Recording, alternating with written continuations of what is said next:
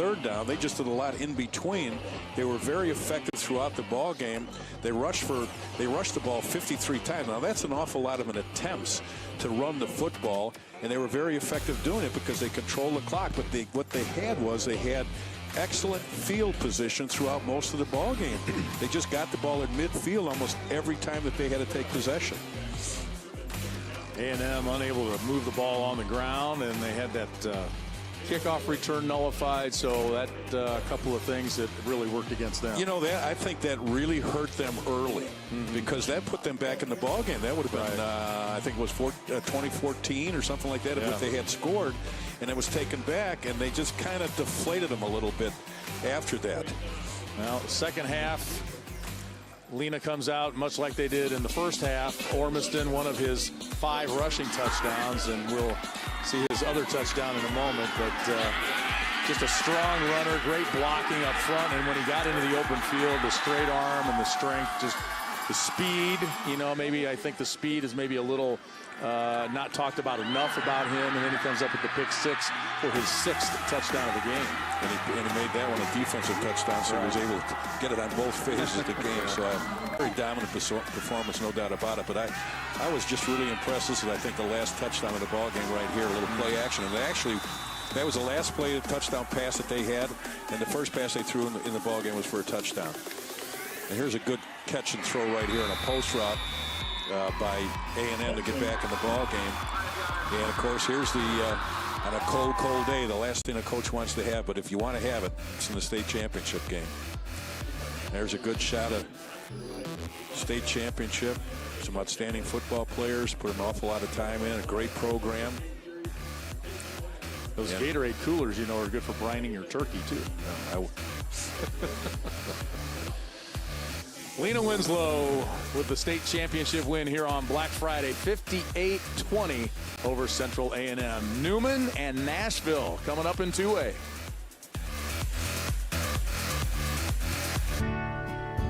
Well, everything we have is insured with Country Financial. Our home is insured with Country Financial. Our cars. All of our cars, all of our recreational vehicles. Our life is insured, and our liability is with Country Financial. We keep in contact on a pretty regular basis and make sure that everything that they think they've got coverage for, they actually do.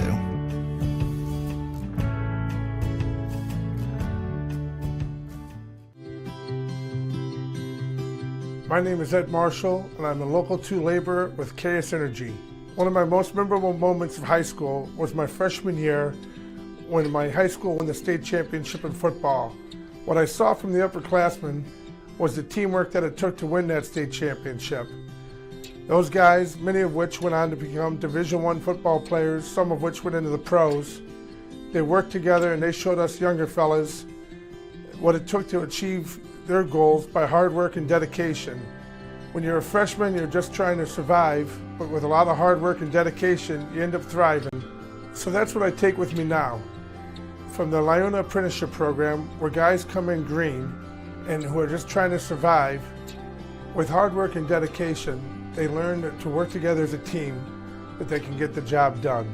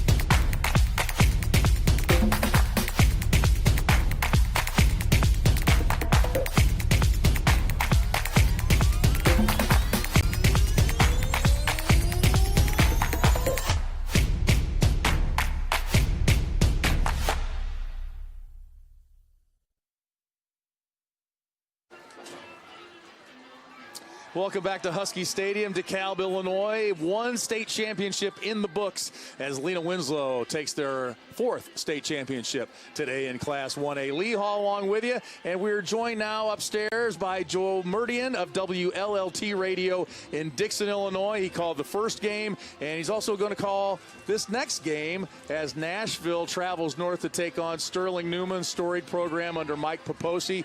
For the first time in modern history, Mike Poposi is not the head coach anymore. Brandon Kretschmer taking over.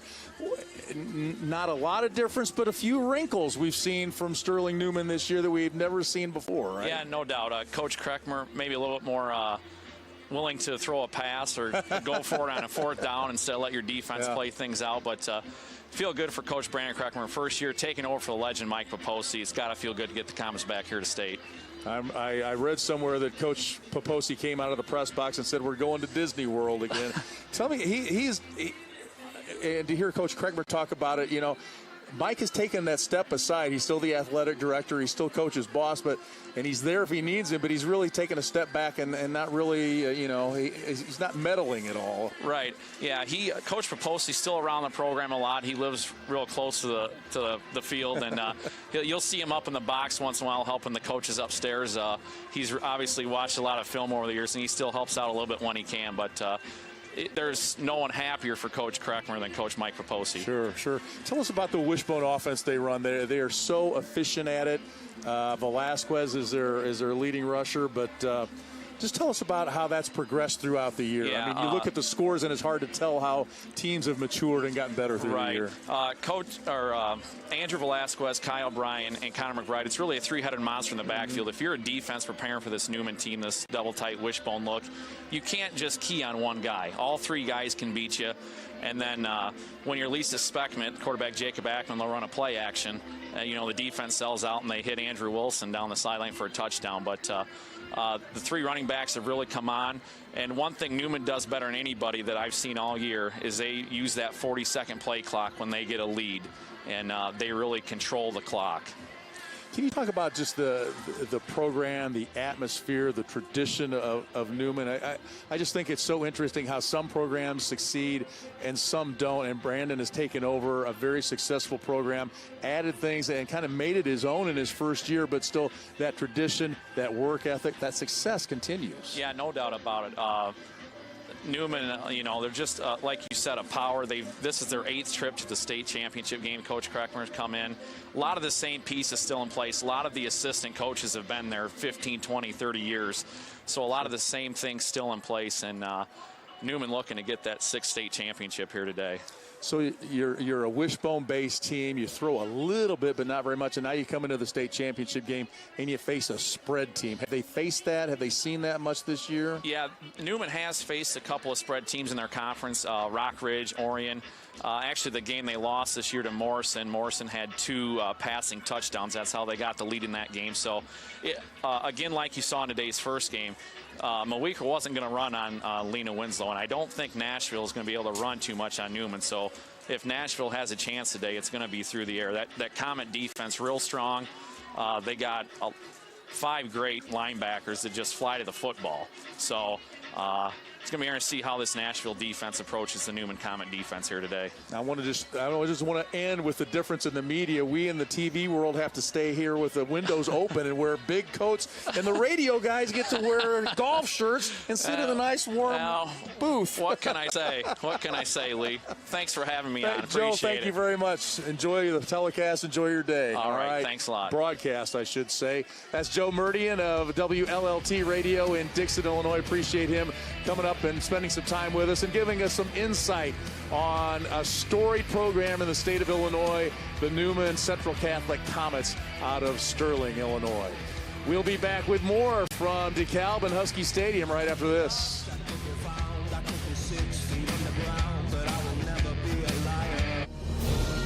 The IHSA is competition, teamwork, integrity, determination, triumph. The future plays here, the Illinois High School Association. The IHSA is sportsmanship, competition, pageantry, strength, respect. The future plays here, the Illinois High School Association.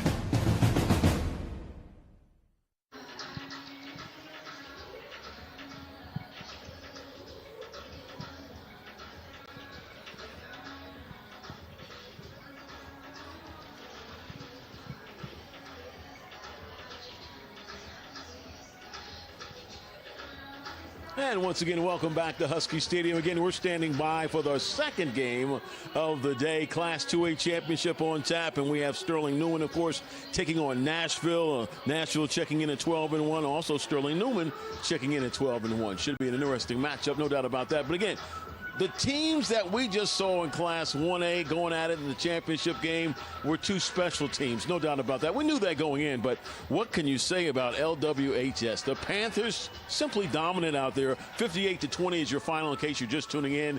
They were absolutely on fire from the opening bell, and you can't say enough about Sean Ormiston. 6 touchdowns. 5 rushing touchdowns, 1 on that interception return.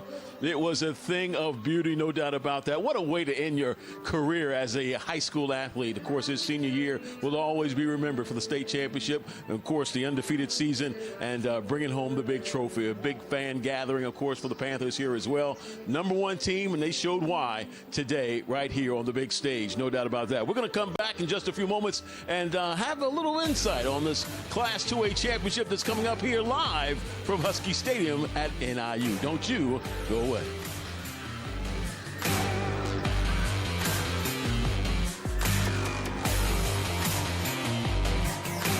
Heart of Illinois ABC, bringing you in-depth reporting. I want to do the story because there are 800,000 people in Illinois that are in line to have their records cleared. Reports you won't see anywhere else. I talk to researchers and I talk to cheerleaders about how much intentional work is being done to protect athletes. Stories important to you. I hope the viewers understand the process of a seasonal forecast. It's very different than our 7-day forecast. Heart of Illinois ABC, local, social. When you're looking for a new or pre-owned travel trailer, fifth wheel, or motorhome, call Pontiac RV before you buy.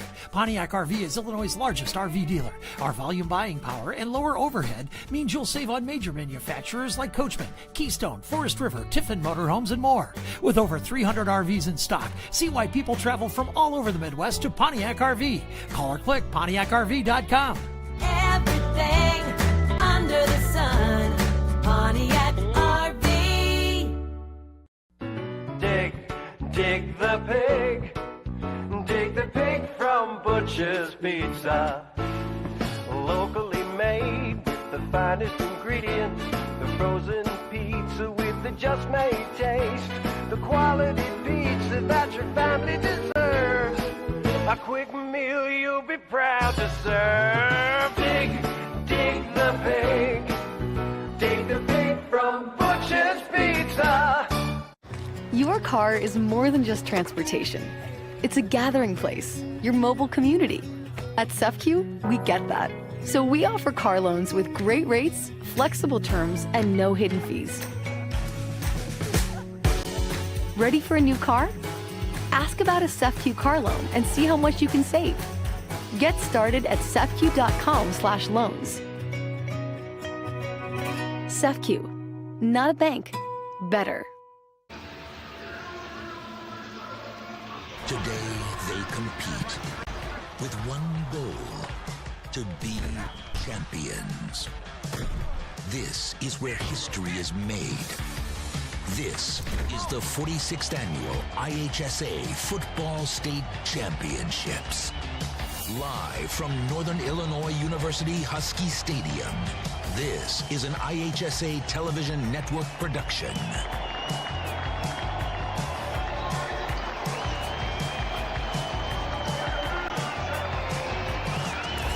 Surprised you were able to get up there and And once again, welcome back to Husky Stadium. Glad to have you on board here on the campus of Northern Illinois University. They are serving as our host for this IHSA Championship weekend.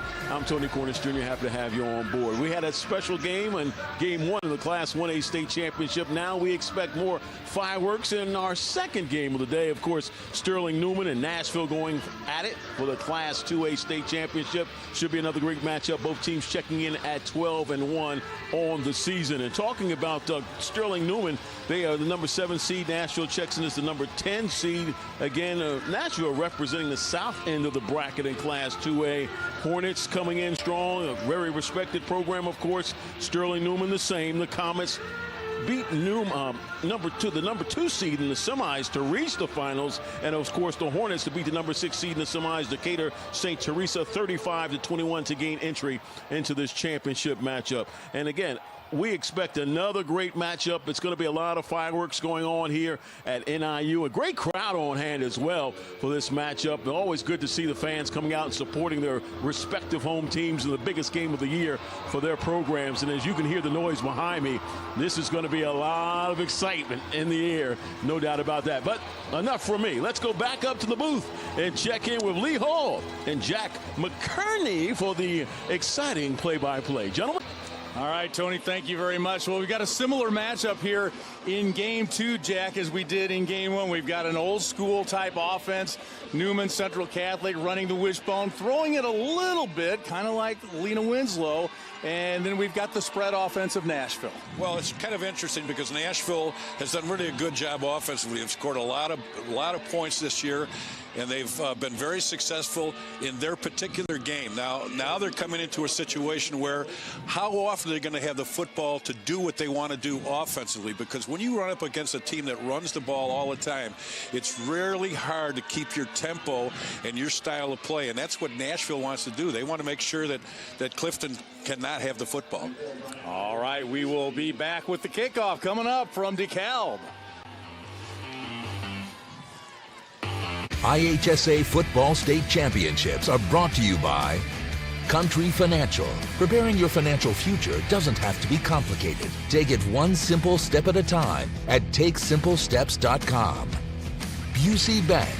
Busey, your dream, our promise. Well, everything we have is insured with Country Financial. Our home is insured with Country Financial. Our cars. All of our cars, all of our recreational vehicles. Our life is insured, and our liability is with Country Financial. We keep in contact on a pretty regular basis and make sure that everything that they think they've got coverage for, they actually do.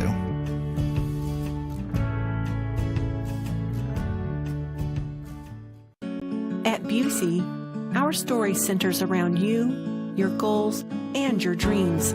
You dreamed of owning your first home. You partnered with us to customize a plan. You started a business. You trusted us to guide you through the ups and downs. You wanted to leave a legacy. You allowed us to bring your dreams to life. Thank you for partnering with us to make tomorrow's dreams today's reality. Busey, your dream, our promise.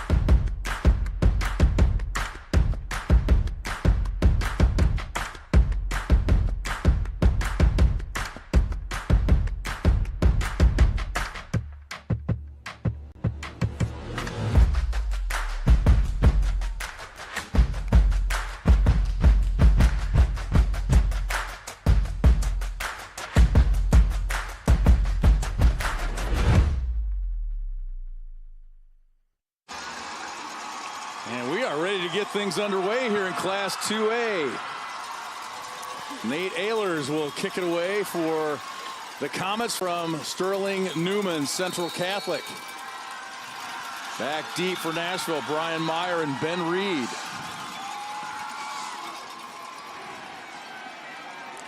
Kick fielded at the 2 by Meyer. He gets out past the 20 and dropped there at about the 24-yard line.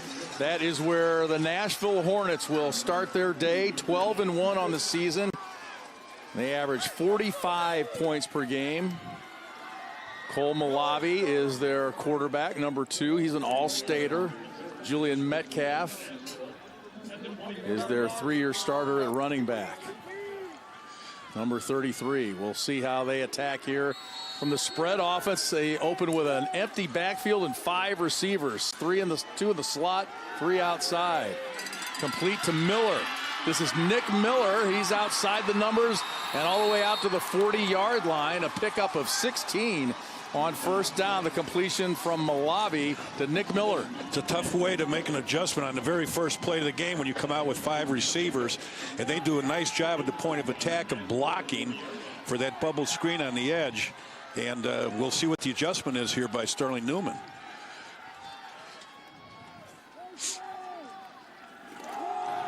Malavi the give to Metcalf right up the middle. He picks up 6 yards on first down. 1,007 yards coming into the ball game for Julian Metcalf. He's a 5'8", 175-pound senior. 2nd and 4. And not much doing there for Metcalf. That was just good penetration by the defensive line there for Sterling Newman. They came up and kind of penetrated through the timing off of that ball, of that particular play. Number 14, Brett Newman, in on the stop. 3rd down and 5. It trips at the top of the screen.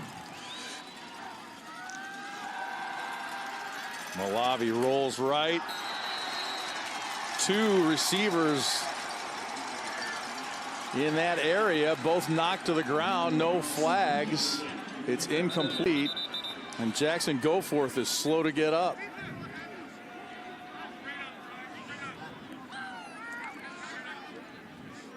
The 2 receivers right there in the same spot on that route. Yeah. Well, right here, he sprints out to get away from the pressure. And you can see there's an under route. He was obviously coming back in, and the tight end was making the drag route across, and they just banged right up into each other. Hit each other.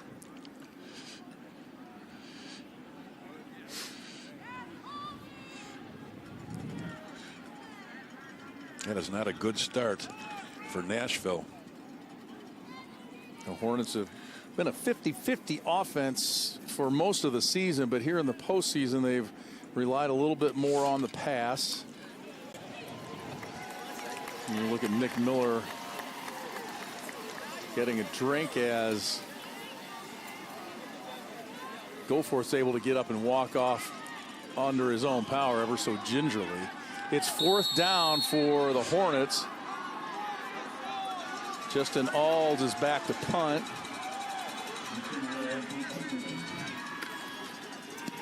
Connor McBride, Nate Ehlers back for the Comets. Fielded at the 30 by Ehlers. And he gets out to about the 35-yard line.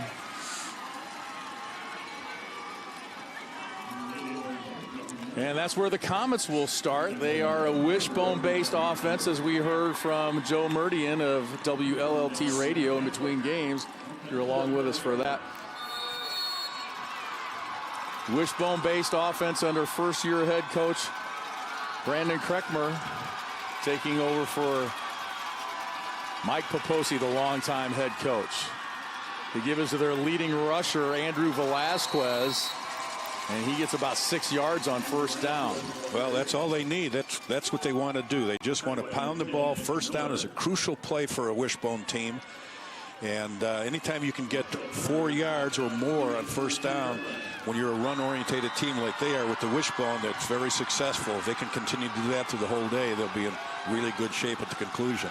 Jacob Ackman is the quarterback, the distributor. Fumble. The ball comes out. Nashville says they have it. And they do. The fumble recovered by Jace Matecki. And actually what happens, it looks like he trips. Right there, it almost looked like the quarterback had tripped him, but he lost the football. Kyle O'Brien on the carry. Yeah, that was just an out-and-out fumble, no doubt about it. He had the ball initially. There wasn't any kind of a read where it was a problem between he and the quarterback. An early break for the Hornets. Malavi under center. Fakes the handoff, rolls right, looks downfield. It was tipped and picked off. Newman comes up with it. It was bobbled by the intended receiver and picked off by number 17, Andrew Wilson, the 6'4" senior. Comes up with the bobble pass, the tip drill, and Newman comes away back-to-back turnovers here. Well, I think he kind of forced the ball up in here, and it was obviously behind the receiver, and you can see right here that you never give up on a play. And what a start to this ball game. Gavin Baldwin was the intended receiver. So a fumble by Newman and an interception goes against Nashville. The give that time is to Connor McBride. And he gets about 9 yards on first down, 784 yards, 9 touchdowns for Connor McBride.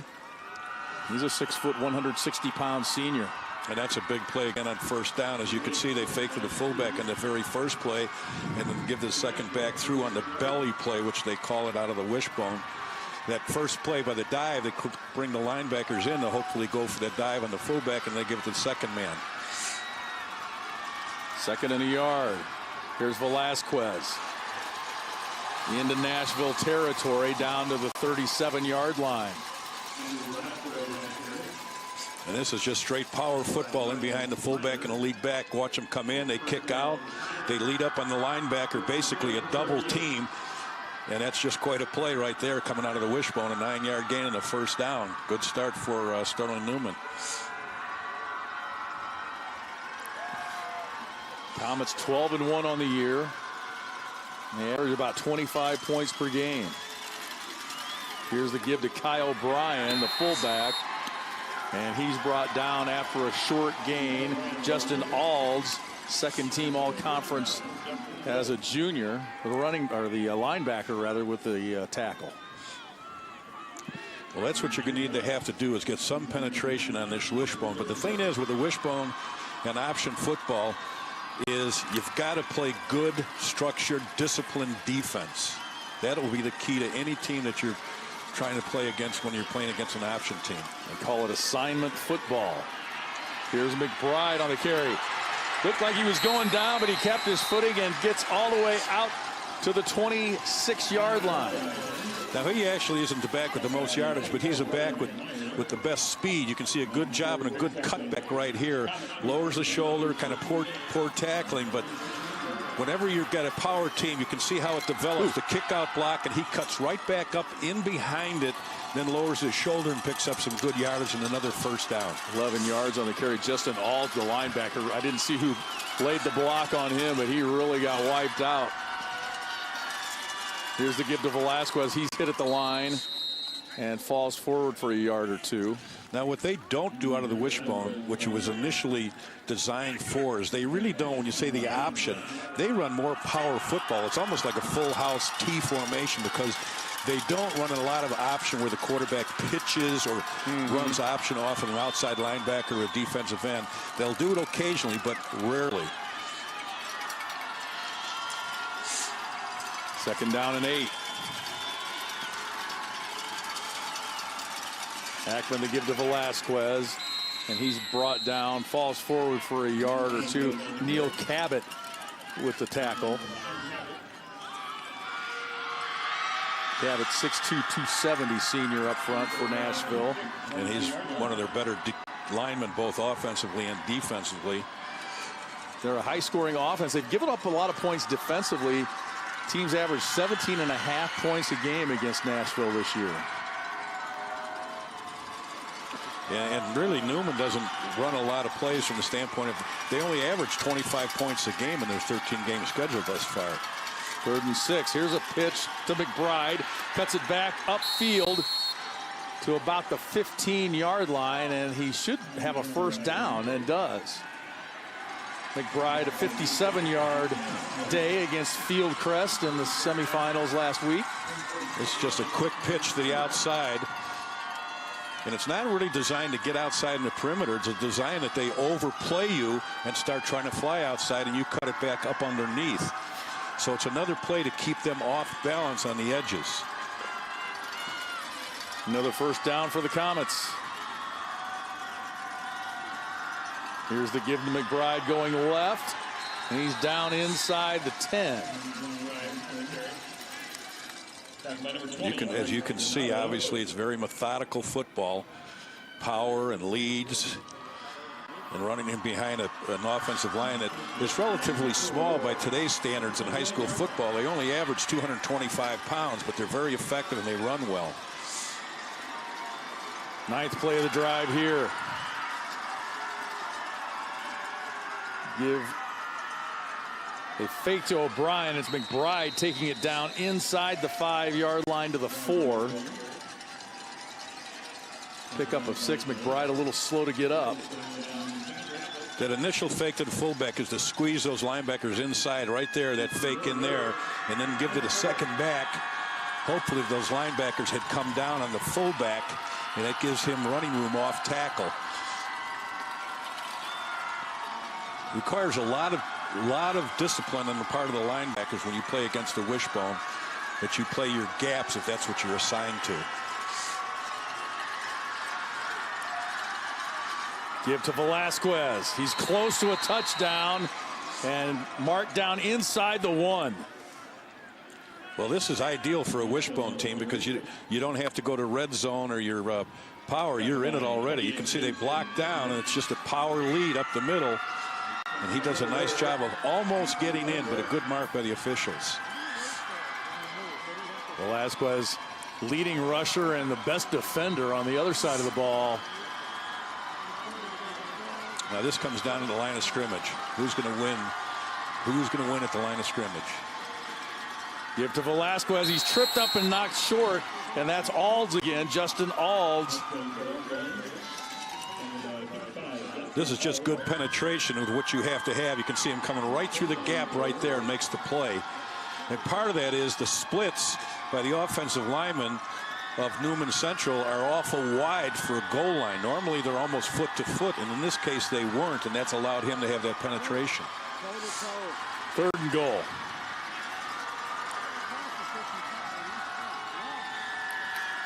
O'Brien, the fullback, muscles his way into the end zone for the touchdown. Kai O'Brien, his 13th touchdown of the season, and the Comets are on the board. And another good job by the offensive line to take big splits, which is relatively big splits for a goal line package, but that's a good job by Vesley, Busser, Neubauer, Westcott, and Phelps, the offensive line for Newman Central. And again, when you're down in the end zone, you got to count on those guys to secure the line of scrimmage for the running game. Nate Ehlers on for the point after. He's 28 of 30 on the season.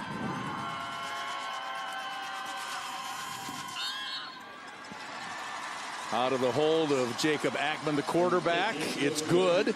And the Comets out to a 7-0 lead. That drive epitomizes a blue machine, ground and pound. They take it right down the field and eat up a lot of clock to get on the board first. Well, and the other part of it is that the offensive line is very secure and realizing those running backs behind them are going to run the ball that they can and get it in the end zone when they get those turnovers. Comets out front early. Ripped off, swindled, cheated. You need the Heart of Illinois ABC troubleshooters. Jessica Cook, Donnie Tillman. They get the answers when you've been told no. Working for you, getting results. One phone for the price of 2? A Chillicothe man says he's been disputing with the phone company over this for months. Troubleshooters, Tuesday at 10 on Heart of Illinois ABC. Local, social. Okay, best claim denied. Go! When I put the paperwork in a safe, told them I couldn't process the claim yet because I lost the key. when I wrote a policy so confusing that it literally translated into no coverage for the premium being paid. They should have read their own policy. Even I couldn't read it. When I just said, you're denied. Yeah, but what about... Denied. Even if... Denied. Do your insurance adjusters sound like this? Then you need strong law.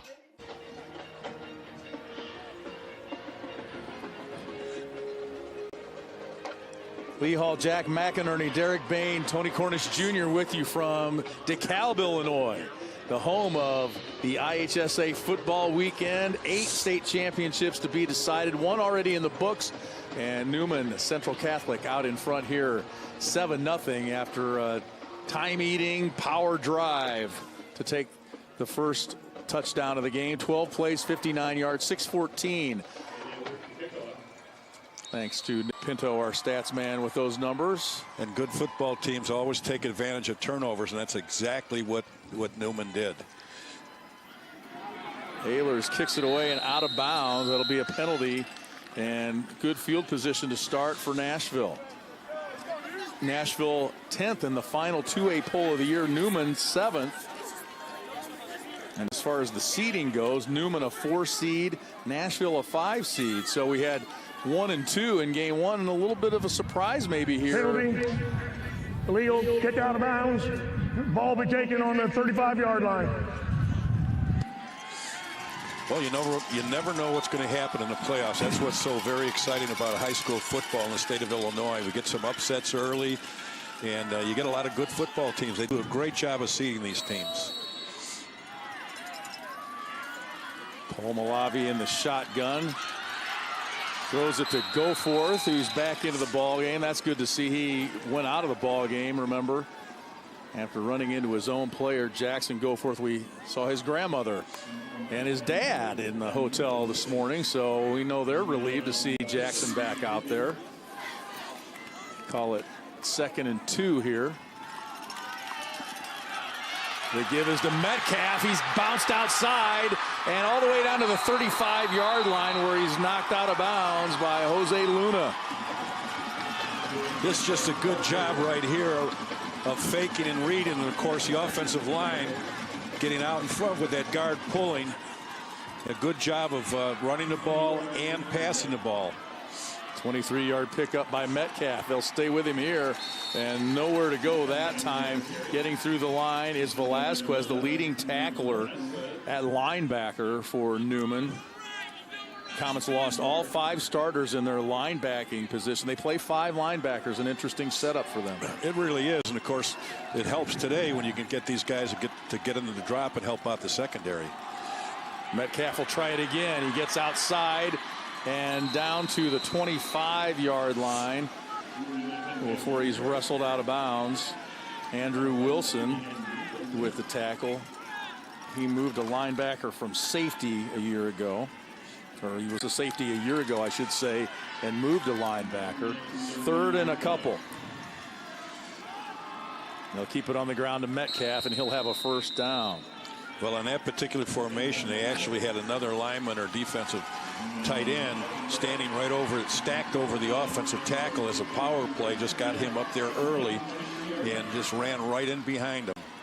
6 yards a carry for Metcalf. Tipped at the line, and that was Wilson again. We saw one of those tipped up and taken for an interception and a pick 6 earlier in this game, in the day. Of course, Wilson can do that. I mean, at 6'4", 230 pounds, and he's an athlete. He makes a lot of great plays up there at linebacker. 2nd and 10. The Hornets will change the play. Metcalf up the gut. He picks up about 5. Steven Kazuzik out on the field changing that call at the last minute. Well, what he's doing there is a good job of blocking down. That was the RPO with a run pass option look, and they could see that the outside linebacker was going out too far, so they could run up underneath him. 3rd and 5, and I think they're going to get Nashville for leaving too soon. You know, in that last ball game we talked about, we had 2 and maybe even 3 Dead players. ball, false start, number 10, offense. Repeat, 3rd down. We had 3 players possibly going to Iowa, And now we have Andrew Wilson, who is another possible preferred walk-on heading to Iowa, 6'4", 230. So they get a lot of good kids from these smaller schools. Malavi rolling right, his pass deflected. Ethan Van Landuit got a hand on that. He's the quarterback of that linebacking unit. It's a very active, athletic linebacker group. The Hornets will go for it on 4th and 10. They need to get to the 13-yard line. Malavi throws it down the middle, and it's picked off. It's Wilson again. Picked off, and he takes it to the 22-yard line. That's a perfect example of a young man that's an athlete at 6'4", 230. He was an outside linebacker in the previous play. On that play, he dropped basically to free safety. So he was playing in the safety position. You can see him right there in the middle of the top of your screen. And he just drops underneath, takes away the post route, cuts underneath it. Kind of a poor throw or poor read by the quarterback, but a good job by Wilson. Malavi's 11th interception of the year. And here's the different look from Newman. They go to the I. And that's Velasquez out of the I formation and nothing doing there. A couple of flags come out on the play. Brian Meyer on the stop.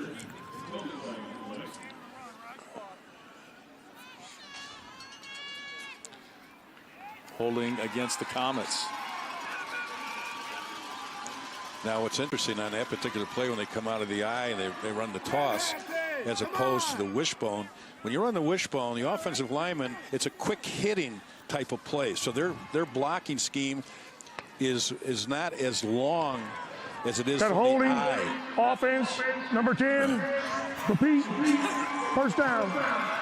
When they run out of the I and they run those plays, the offensive linemen actually have to sustain their blocks longer. When they run out of the wishbone, it's a quicker hitting offense, and the linemen just don't have to sustain it that long. So sometimes that's what will happen. You'll get some holding penalties by the offensive line. They prefer you run it out of the wishbone. First and 19 after the penalty. Back to the bone. Fake to O'Brien. Agman's going to throw. O'Brien was the intended receiver.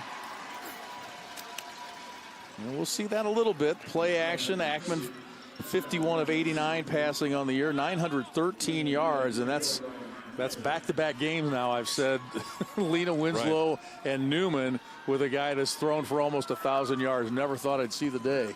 Well, in this situation, it's not something they want to do. Normally they want to do it in play action when it's shorter yardage so they can catch you with the big play. Here, right. It's just long yardage, so they have to throw it. I formation again. Second time we've seen that in this drive. And illegal. It's a false start. So the Comets hurting themselves here. False start. Offense. No matter what happens here, the Hornets of Nashville should get good field position, and that's what they want, and that's what they need. Kind of just a slight wind that if they do have to punt, that they'd have to punt into a very slight wind.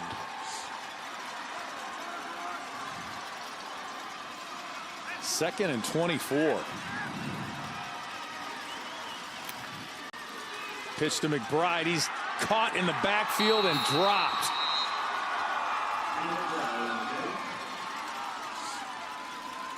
Jace Matecki, the linebacker, got up on the line and got through and comes up with the tackle. We've called his name a couple of times already. Well, I think Newman's taking advantage of the big splits between the offensive linemen, and they're just sending a linebacker because what's happening is the defensive linemen are tying up the offensive linemen, and that allows the linebackers to get in the gap and penetrate, and that's what they're doing. Third and 20. Velasquez. Falls forward for an extra 3 yards out to the 14-yard line.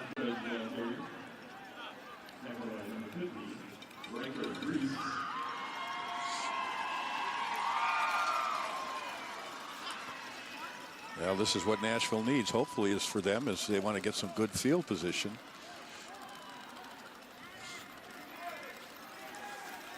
In high school football, I think a lot of people take for granted in special teams the snap. The center snap is very, very critical for a punt, for extra points, for field goals. So there's a lot of pressure on that center. Good snap right there for the most part. Nate Ehlers to punt it away. Isaac Turner takes it on a hop and brings it back to the 45-yard line. That was a nice open field tackle right there by Connor McBride. He was kind of on an island, one-on-one, and you've got to be able to count on those defenders to make that play, because too often if you have a good athlete against a defender, he puts a move on him when it's one-on-one and he's down the sideline. That's the end of the first quarter. They always go quickly when Newman's around. They control the ball on the clock and the scoreboard, up 7-0. Heart of Illinois ABC, bringing you in-depth reporting. I want to do the story because there are 800,000 people in Illinois that are in line to have their records cleared. Reports you won't see anywhere else. I talked to researchers and I talked to cheerleaders about how much intentional work is being done to protect athletes. Stories important to you. I hope the viewers understand the process of a seasonal forecast. It's very different than our 7-day forecast. Heart of Illinois ABC, local, social. Dig the pig from Butcher's Pizza. Locally made with the finest ingredients. The frozen pizza with the just made taste. The quality pizza that your family deserves. A quick meal you'll be proud to serve. Dig the pig.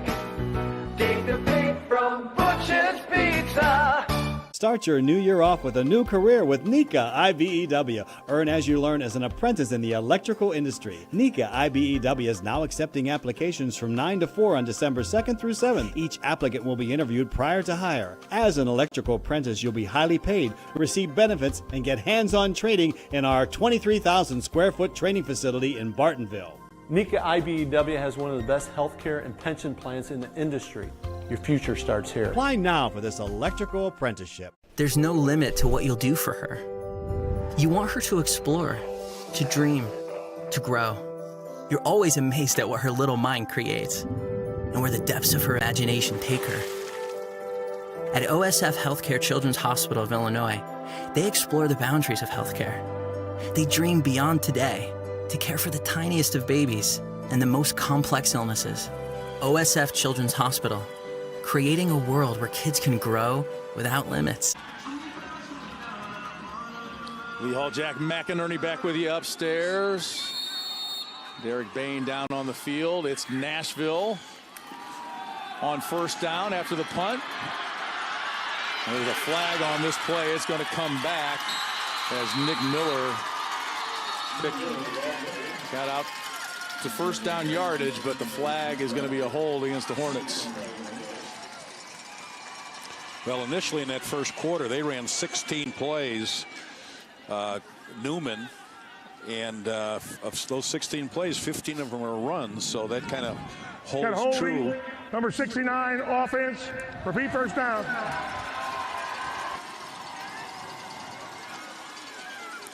So pretty good balance in that first quarter. Newman ran 16 plays and Nashville ran 14.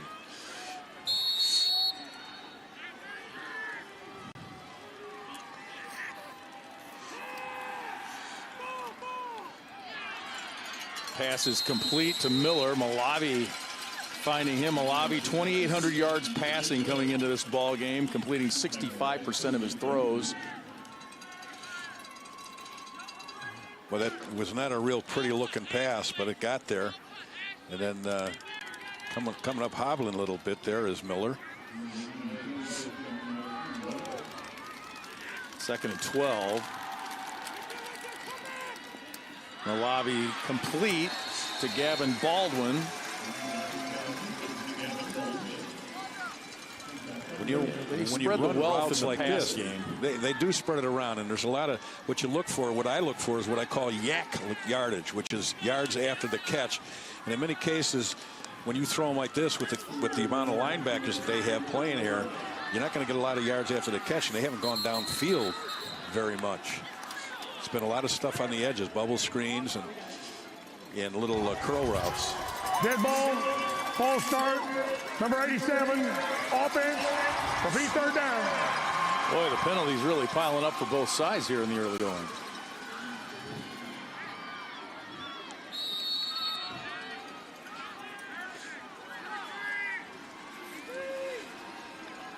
Third down and 15. Malavi looking deep. Intended for Isaac Turner. A little bit underthrown, and it'll bring up fourth down. And the coverage was really pretty good. The safety got over on top to turn it into a double coverage. And the corner stayed on him, so they kind of locked in and knowing that that ball was going vertical, and got that corner and that safety to come over the top and help turn it into a double coverage. Justin Auld standing at his own 39-yard line to punt. Nate Ehlers is back. A one hopper. Auld gets it away. That was a good recovery by him. That could have been a disastrous play right there. Takes a Newman bounce. About a 25-yard punt there with the backspin. I wish I could make my wedge do that. 10:26 to go here in the second. It's the Newman Comets up by a score.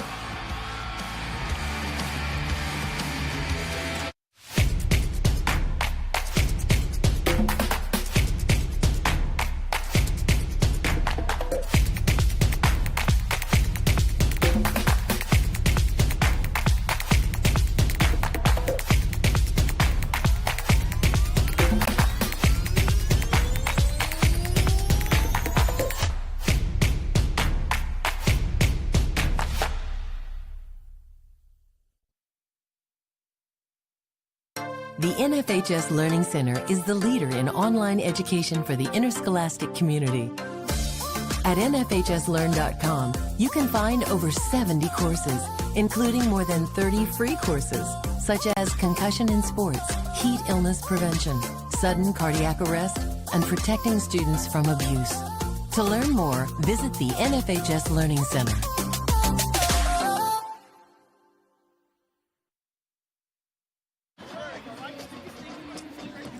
Newman out to the 7-0 lead over Nashville. Class 2A football. 3A and 4A to follow tonight.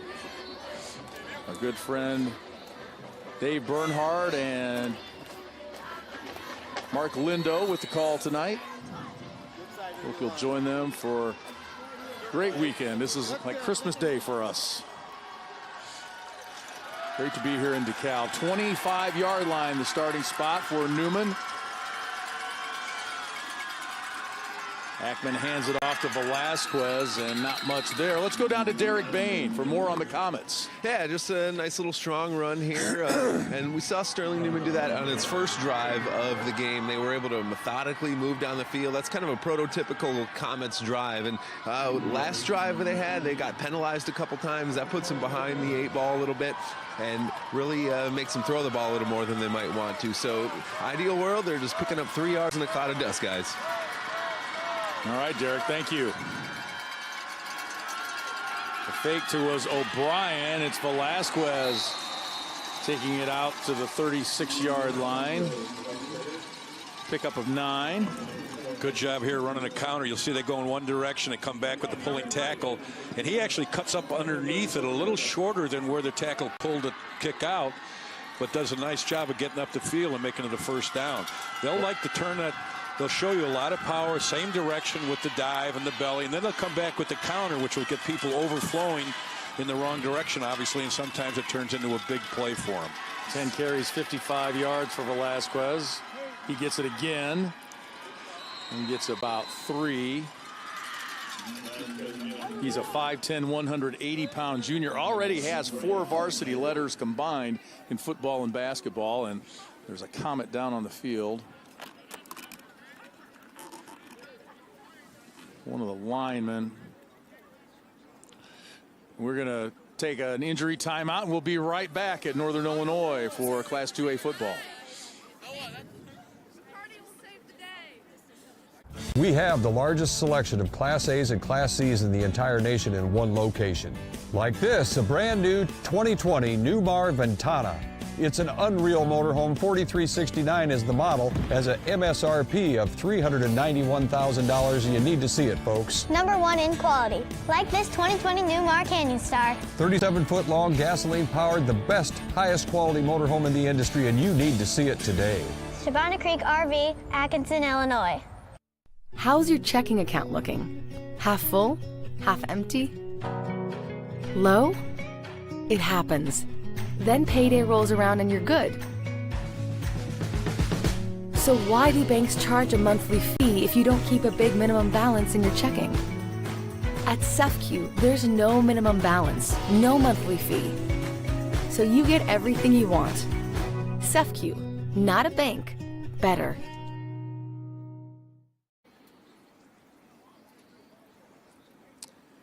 Back in DeKalb, 7-0. Newman with the early lead over Nashville. Preparing for your financial future doesn't have to be complicated.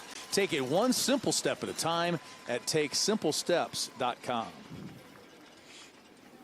Concern on the face of the Newman fans for their lineman Hunter Boozer, 6'1", 225-pound senior.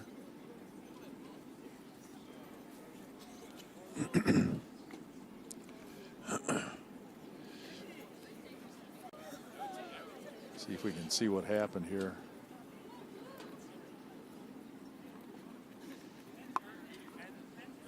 Sometimes in some of these injuries, especially with linemen, they get caught up in the movement, or somebody getting tackled and somebody coming back down on the back of their leg or whatever. But and the thing is that he's a big loss for them, because he's obviously their top lineman. Plays guard, plays defense. So you're losing basically two players, one on offense and one on defense, if he goes out. Only returning starter on that offensive line. Brandon Kreckmer said, you know, we had a lot of question marks coming into the season. A couple of guys transferred out. And Hunter Boozer, the only experience on that line. You hate to see a senior, which he is, get hurt in his last ball game and not be able to complete it. Hopefully he'll be able to come back. I'm going to bring the card out for him. So I don't think he'll be coming back.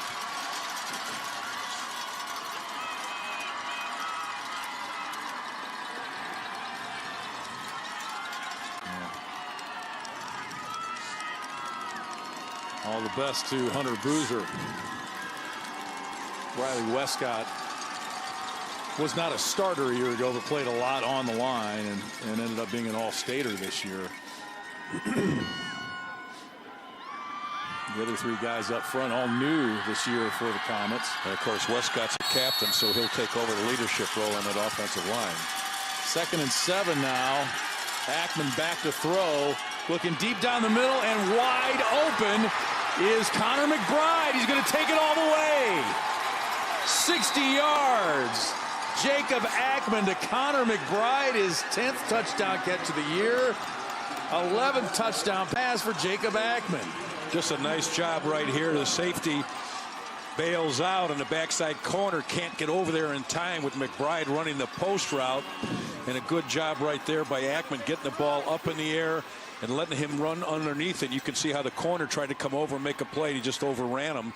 And a good job of catching the ball and using his speed at getting into the end zone. McBride, a big year as a junior. He wasn't keyed on and ran for a lot of yards. This year, he's become more of a receiver, and he's been their top receiver, as we mentioned. 10 of Ackman's 11 touchdown passes have gone to Connor McBride. Nate Ehlers, the point after. He's involved in something interesting he learned about at a camp this summer. Nate Ehlers, part of the Kick It Goal. It's a money-raising event for kids with cancer. His goal was $1,000. He's raised over $3,300 this year for pediatric cancer research. So good for Nate Ehlers and good for kids who need a cure. Let's go back downstairs to Derek Vane with more on that injury to Hunter Boozer. Yeah, one of the staffers for Newman just told me it was an ankle injury for Boozer. He's going off to get it looked at right now, and not sure if he'll be back in this one. We'll have to see what the results are of that. All right, Derek, thank you very much. And actually nowadays, it used to be an ankle injury to a running back was kind of a tough thing to come back with. But now with these linemen, because of turf and the linemen pulling, trapping, pass blocking, they're doing a lot of agility drills actually for big linemen. And so an ankle can be sometimes worse than a knee or a hip.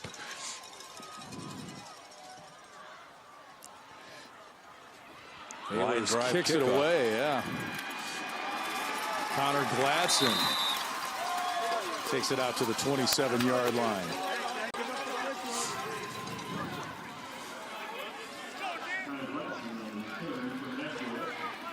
Well, there's the drives of the Hornets so far.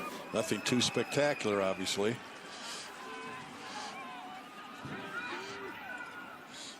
I'm going to try to get something going here as we are 3 minutes plus into the second quarter. The give is to Metcalf. He's stuck pretty hard at the 31-yard line. That's Brett Newman, whose brother won a state championship with Newman. How about that? They talk about playing for the name on the front of the jersey, not the back, but his name's on the front of the jersey. Newman playing for Newman. That's an interesting tidbit. Thank you. Here's Metcalf again. He tries to go east and west after coming up about a yard shy of the first down. It'll be third down now for Nashville as they try to get a drive going here. You saw what's happened so far when they've had the football. Metcalf will get the first down and a little more out to the 39-yard line. Well, they need to get that running game going to obviously get to their strength, which is the passing game, but they're running the ball up inside. Right here you can see the kind of what we call a fold block where the guard pulls around the center blocks back and the guard loops around him. But that'll keep the linebackers home and not allow them to drop into the pass coverage routes. Malavi rolls right and out of bounds and incomplete. The intended receiver there was Brian Meyer. It's probably the receivers coach right there that made that play. Right at the end of here, we might be able to see a coach that's got still a lot of versatility and can keep his clipboard in one hand. That's a very effective coach. One-handed grab. He multitasks. Odell Beckham Jr. like. Here's Goforth coming around, trying to get a block there, but to no avail. The defense stiffened that one out. Ryan Waldschmidt in on the tackle. Third down and 10. Trips receivers to the far side. That's where Malavi will go with it to Isaac Turner. He's got a first down and more all the way down to the 34-yard line. Pickup of 26. Well, a nice job of getting the ball out and a good job of blocking by the wide receivers. A good cutback right here. And Turner is one of the top receivers with 52 catches, and he's also a heck of a basketball player. Big third down play that time for Nashville. Malavi flushed out of the pocket, needs to get rid of it and does. Metcalf was in the area, but a good job of Malavi to just get rid of it and go on to the next play. Well, this is something that that Newman would like to have happen, is to press Malavi out of the pocket, because he'd rather stay in the pocket and throw the football, because he's really not a runner. He's a pocket passer and likes to sit in there, but if you can flush him, then it puts a little more pressure on him to have to throw on the run. 8th play of the drive. Screen. Complete to Meyer. And he's stopped at about the 27-yard line. Pickup of 7. Now again, that play is designed to slow down the rush coming up the middle from the defensive line. It is what it is a middle screen. The outside receiver will come right into the middle of the field right here. And but a good job of recovery by the secondary, because they're the ones that came up and made the play. But again, all these plays are designed to force people to stay home, to open up other phases of the game. Newman 3 of 6 on third down. They give us to Metcalf. He's going to be short, and it'll be 4th down.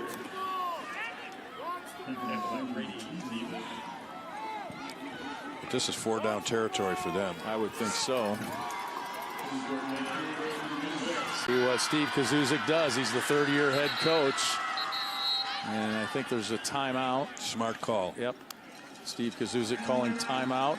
He's in his 3rd season after being a 7-year assistant in Nashville. They're looking to get on the board here, trailing 14-0.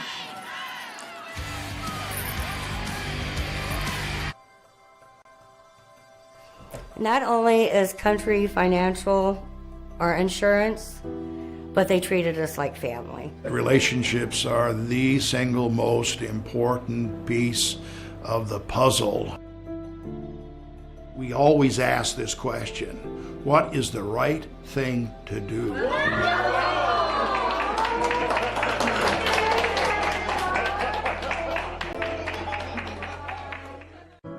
Nikki's donations made a huge impact on a lot of people. This one right here, sitting next to me especially. When Gift of Hope came to me and asked me for the donation, it made me feel very confident knowing that I can give my baby's heart. This is Nikki's heart beating inside Tanisha's chest. So when I heard this pounding, like, what is that noise? And the nurse said to me, that's your heart. I carried Nikki for 9 months. Now Tanisha's gonna carry her the rest of her life. Say yes to donation. Start the conversation with your loved ones today.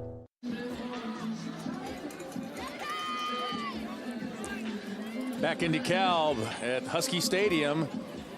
Big 4th down play coming up here for Nashville, and Newman's Hunter Boozer back on the bench trying to see if he can't get back out there.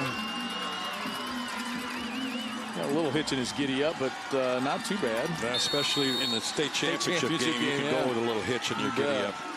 You can see right there they're going to lock that up pretty good. And because he plays offense and defensive line, he'll probably be able to get away with a little giddy up. 4th and 1. Metcalf. Looks like he got it.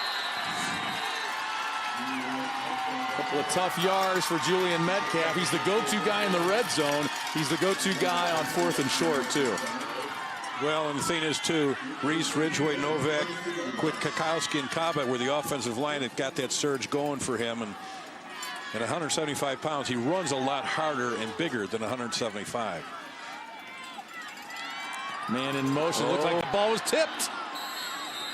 He was beat, too. Tipped at the line and diving for it and almost coming up with it, Connor McBride. You could see at the top of your screen that the wide receiver was wide open and was just barely tipped right there. Daniel Feltz got his mitts up. 2nd and 10. Outside to Isaac Turner and nowhere to go.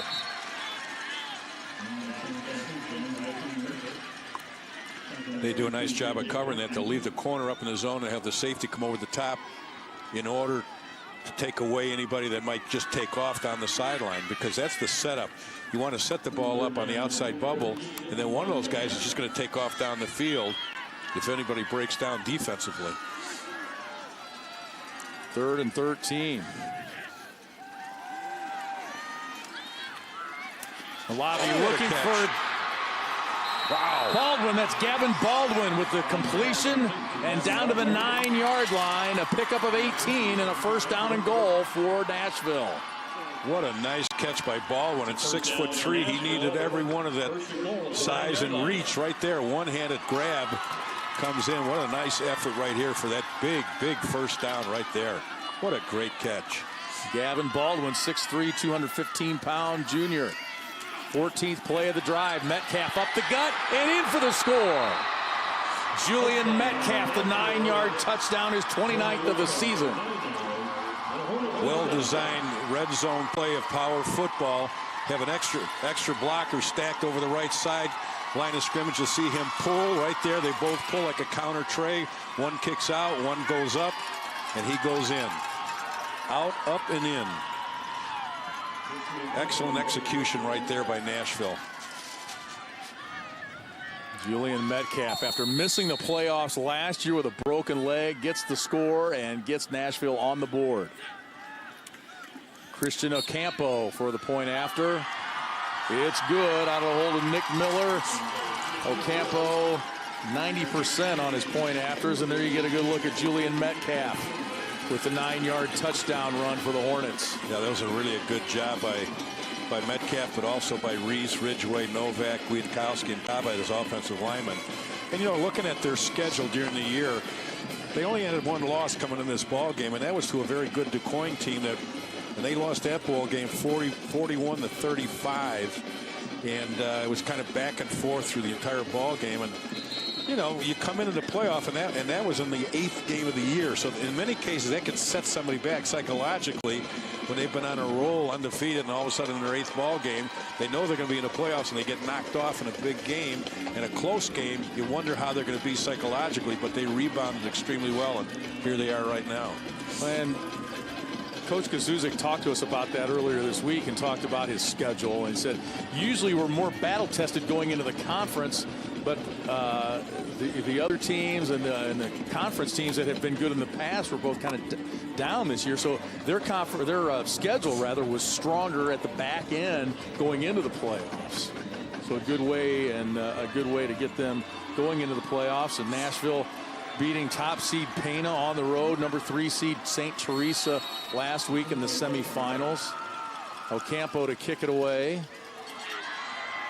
McBride chases it down, and boy, oh boy, he was flirting with disaster there. He kind of hopped over it, let it go through his legs into the end zone. Christian Ocampo with the big foot there. And that's how kickers measure themselves with those touchbacks. And it's like when you have a birdie putt or some kind of a what's that? A lucky putt. Same with that going to the end zone. It's not how it looked going in, but it got there. Ackman hands off to Kyle O'Brien, the fullback, with some room to run. Out to the 50 in midfield, one man to beat, and coming up with the tackle is Isaac Turner, saving a touchdown possibly. All the way to the 43-yard line. That's a pickup of 37. Great job of kicking out on the block by Vasquez, but what's kind of funny is watching O'Brien. I think he was kind of shocked that it was so wide open. It looked like he was almost anticipating being tackled almost every yard that he took down there. But good job of running, good job of blocking at the point of attack. Coach Kreckmer saying that Kyle O'Brien, coming out of that Fieldcrest game, that was the hardest he's run all year. A big play there. Now they give to Connor McBride. Ball comes out. They say it was down. McBride picks up about 3 on first down.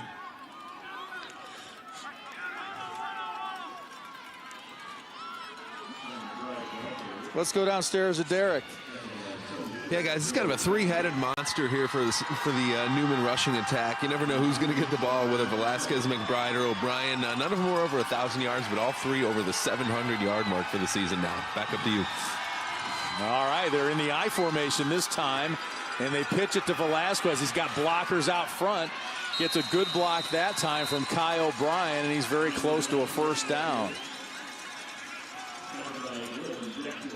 And ironically, part of the reason why those guys weren't 1,000-yard rushers is because they weren't a real high-scoring team. They only averaged 25 points a game, but their offense only averaged 265 yards of total offense. That's 195 yards of running per game, 70 yards of passing for 265 yards and 25 points a game. That's not a real high, powerful, high-scoring offense, but they were very effective to be here at 12-1. 3rd and a yard. No problem for Kyle O'Brien. Now 2 of 4 on 3rd down for the Comets. 19th straight playoff appearance, 8th state title game for Newman Central Catholic. And they've been in the playoffs now 31 years. 19 consecutive years. Yeah, that's what I said. I know. Yeah. I was trying to get that 31 years in, which is quite an accomplishment. What a program for Mike Poposi, and now in the hands of Brandon Kreckmer. Good job of penetration here defensively, coming back on the counter. You can see that the defensive line right there controlled that particular play at the line of scrimmage. And that's what you need when you want to have a tackle for loss. The defensive line has got to sustain and overcome the offensive line's blocking. Jace Matecki with the stick that time. There's a good look at him. Jace, a 6', 170-pound senior. Newman trying to add to that 7-point lead here, and their tight end got off to a quick start there. It looked like Andrew Wilson jumped. I think Andrew Wilson jumped because it was going to be a pass play. Dead ball. Ball start. Offense, number 17. You'll see him at the top of your screen as a tight end right there. You could see him taking off, and it was going to be a play action fake to him and down the field. Good job of play calling right there in your picture by Jim Newman. He calls the plays. He's the offensive coordinator and does really a nice job of change up with the wishbone, with the power play, the belly, the dive, and the counters. Approaching 1 minute here in the first half. There's the same play. Ackman rolling, throwing back against the grain to a wide open Connor McBride. A couple of men to beat, and he gets into the end zone for the score. 39 yards. Jacob Ackman with another strike. Let's get it right the second time. This time they didn't jump offside. Have the play action fake, which he does a nice job, and that holds the linebacker. You saw the safety in the corner in the top of your screen come way over, so there was no help there. Just the flow of that backfield allowed him to make that move up the field right here, coming out of the backfield, and get up on that corner who couldn't get back fast enough. Good job of play action pass. Nate Ehlers for the point after. Tough snap there, handled pretty well by his holder Jacob Ackman. Point after is good. More money for cancer research and the kick it goal program. 21-7 Newman. Second touchdown throw from Ackman to McBride. Well, he looks in one direction, the flow goes one way, and all the defenders go with the flow of that play, and out of the backfield comes O'Brien, or excuse me, McBride, and down the sideline, and a good throw. Good execution right there, and a good play call by Jim Newman, the offensive coordinator for Sterling Newman. He went to state in track last year and got 8th in the 200 meters, and we saw a little of that speed there. Well, that's why those big, they never show a lot of yardage when you look at the passing game, when you see a team that's run orientated, but they're very effective when they score from it because of the play action. Their source of pass plays that are big plays is that running game. I'm sure Mike Paposi is here, and I'm not sure if he knows what to think about a Newman team scoring on 2 touchdown passes in a state championship game. Brian Meyer brings it out for Nashville out to the 27-yard line. Well, you're right, because they averaged this year six passes a ball game in their 13 games and 4 completions for 70 yards, which is they had 6 interceptions, but still that's a lot of passes for a team that he used to take his program that coached only running, basically. But you can't mess with success.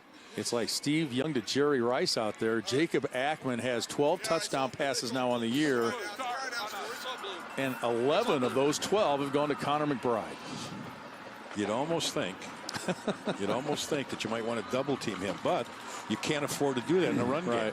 You got to single up.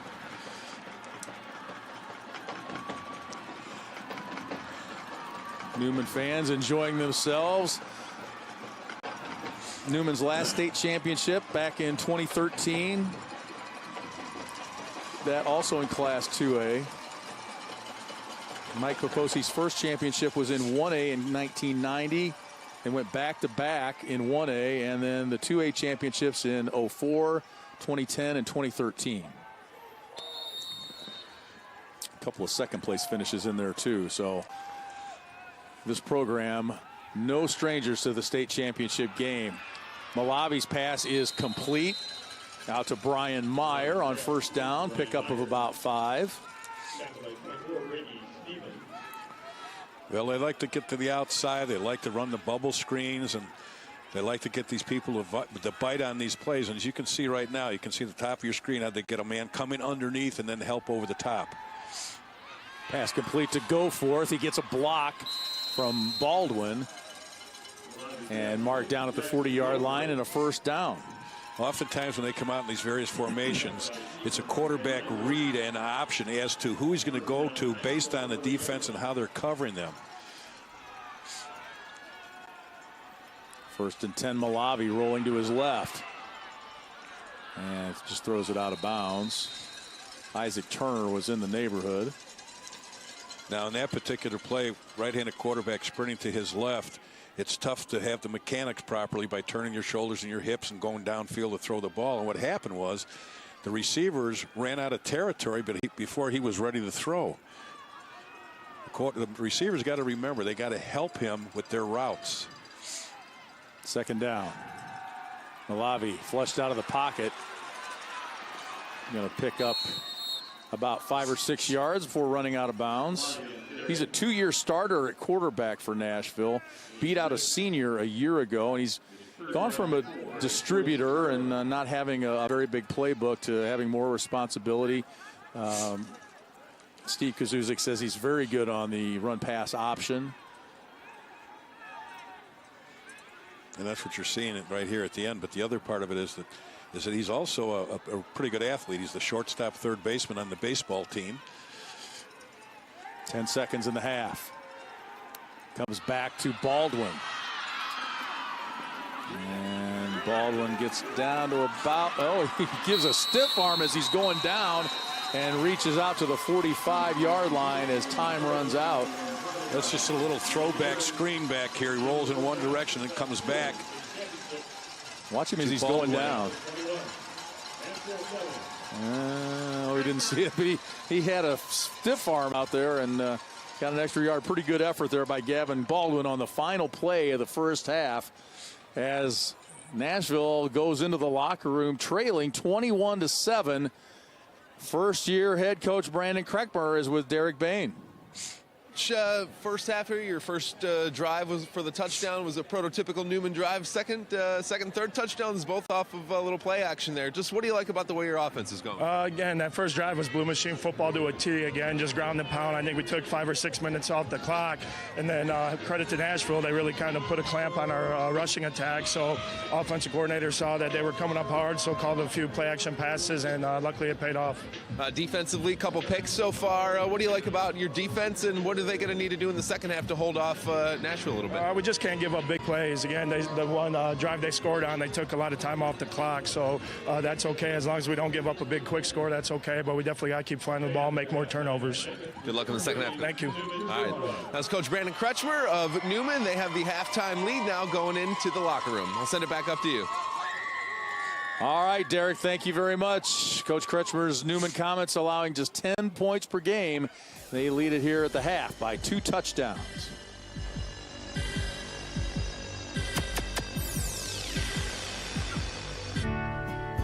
Well, everything we have is insured with Country Financial.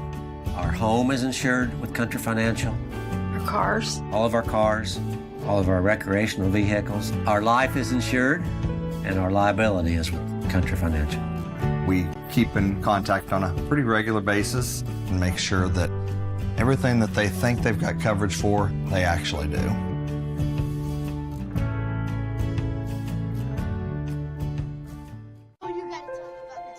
The innocence of youth. Is there anything any better?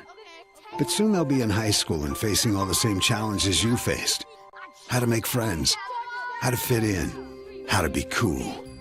We want our children to have everything they'll need to live fulfilling and productive lives. Make sure the kids in your family are among the more than 12 million participants in America who take part in high school sports or activities.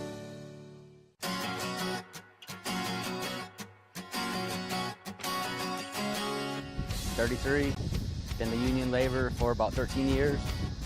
And it's just never the same thing twice. You know, it's a lot of different things. You're always doing different things. I enjoy joining up the union, joining the brotherhood, have some backing for good wage, good insurance, retirement. And one for the Union, I'll probably be, I'm not sure where I would be at.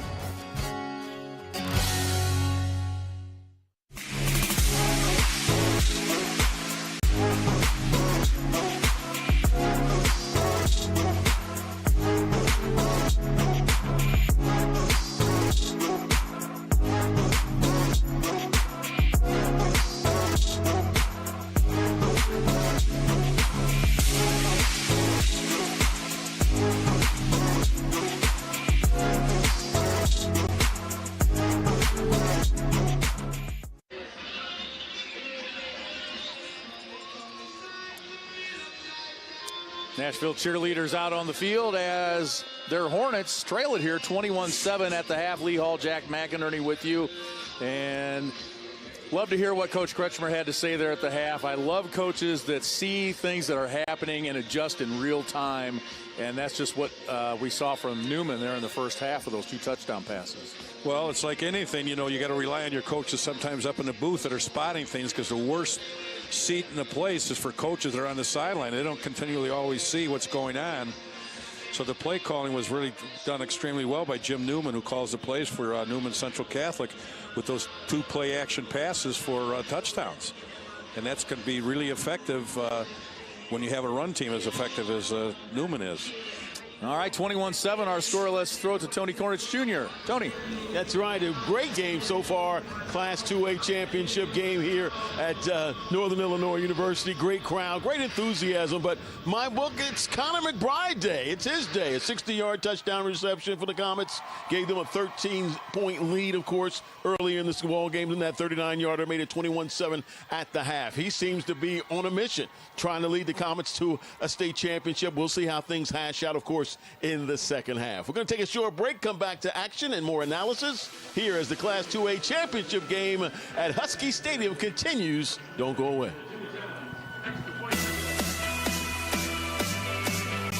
At Bottom Line Solutions, we're all about adding value to your bottom line. Margins are thin, and it's all about finding what makes your operation the most money. We're really focused on precision planting products. 2020, SeedSense, Speed Drive, Delta Force, a lot of cutting-edge precision products. Let's find out what is most important and what's going to make you the most money in your farm. Add on these products. Your iron's good, your bearings are solid, and it's not wore out. We can take your old planter and make it like new. Bottom Line Solutions is your precision ag professional. Deciding which colleges to consider and ultimately which college to attend can be overwhelming for both students and parents. We understand. When my kids are ready for college, I know what I'll be looking for: a safe environment, a caring community, a lively campus culture, and opportunities to succeed so they can love their college years and all the years that come after. So if your wish list is anything like mine, I invite you to come visit us at Illinois State. If you have questions you really want to ask, let's talk. Dig the pig. Dig the pig from Butcher's Pizza.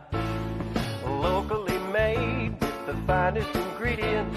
The frozen pizza with the just made taste. The quality pizza that your family deserves. A quick meal you'll be proud to serve. Dig the pig. Dig the pig from Butcher's Pizza. Your car is more than just transportation. It's a gathering place, your mobile community. At SEFCU, we get that. So we offer car loans with great rates, flexible terms, and no hidden fees. Ready for a new car? Ask about a SEFCU car loan and see how much you can save. Get started at sefcu.com/loans. SEFCU, not a bank, better. And once again, welcome back to Husky Stadium. Tony Cornich Jr.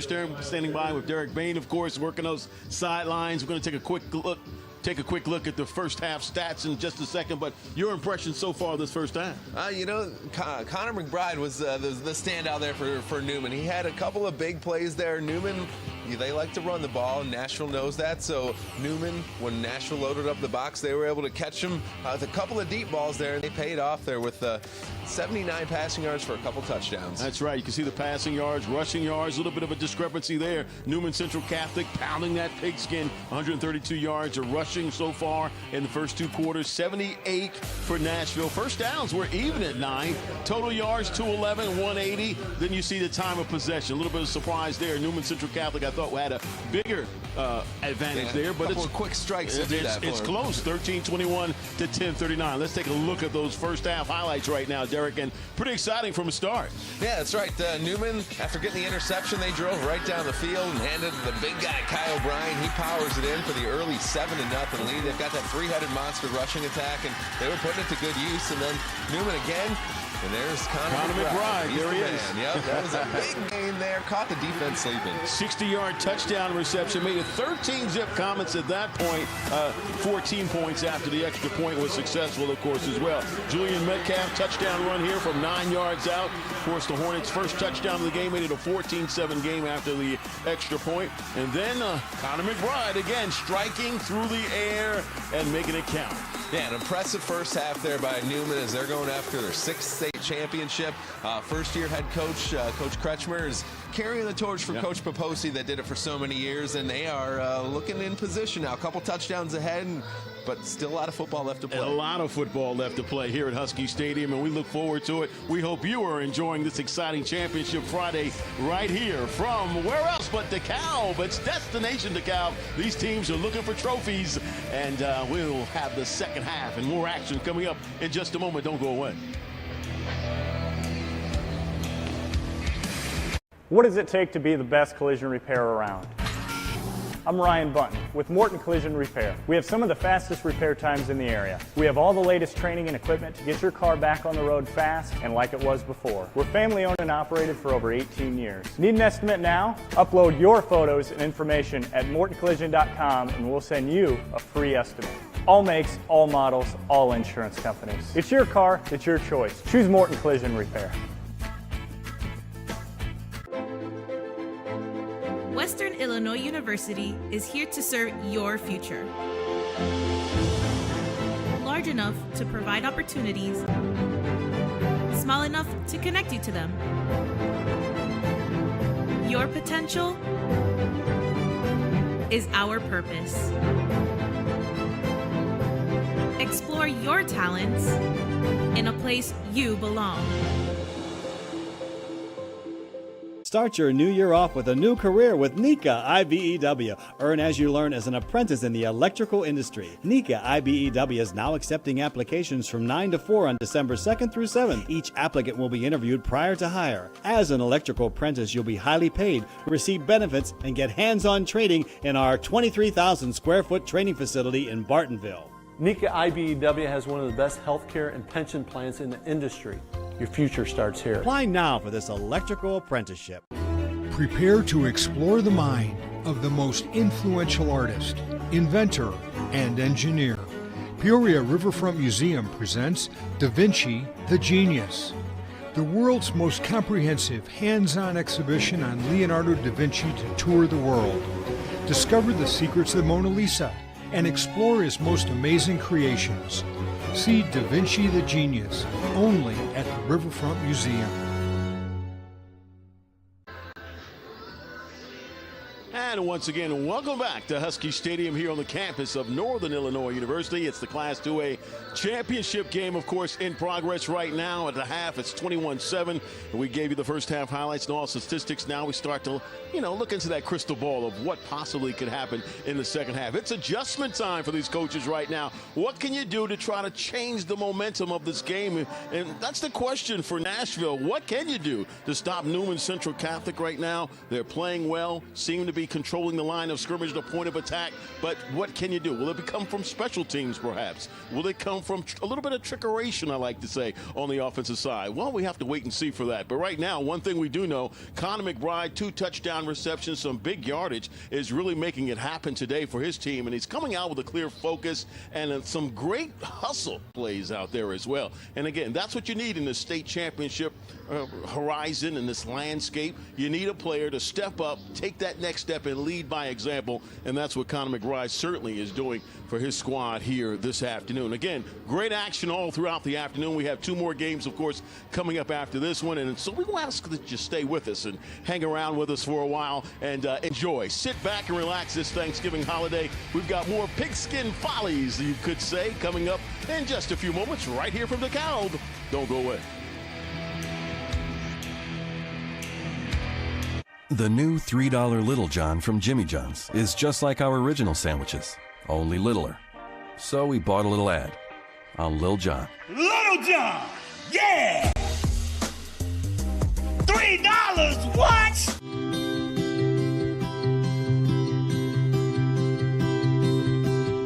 My name is Tristan Smith. I am a laborer of Local 231. I'm actually a 4th generation laborer in my family.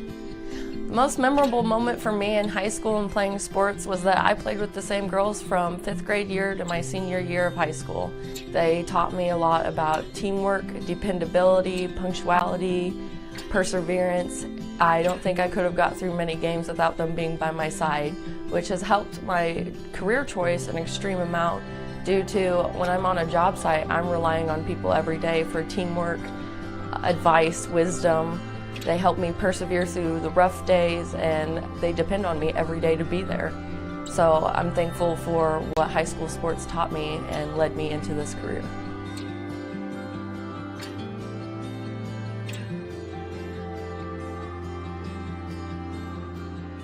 This is a Jimmy John's sandwich, made with all-natural meats, hand-sliced veggies, and fresh-baked bread. And this is the new Little John, available for only $3. They're almost identical.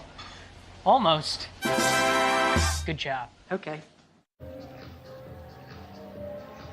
And once again, welcome back to Husky Stadium here on the campus of Northern Illinois University in DeKalb. It's Destination DeKalb, and a lot of these teams have been fighting all season long to get to this point. They're here now vying for state championships. We're in our Class 2A game again. 21-7 is our score right now as Newman Central Catholic is in front of the Hornets from Nashville. Let's go back up to the booth and check in with Lee and Jack for more analysis and more insight. Gentlemen. All right, Tony, thank you very much. A 21-7 halftime lead here for Newman.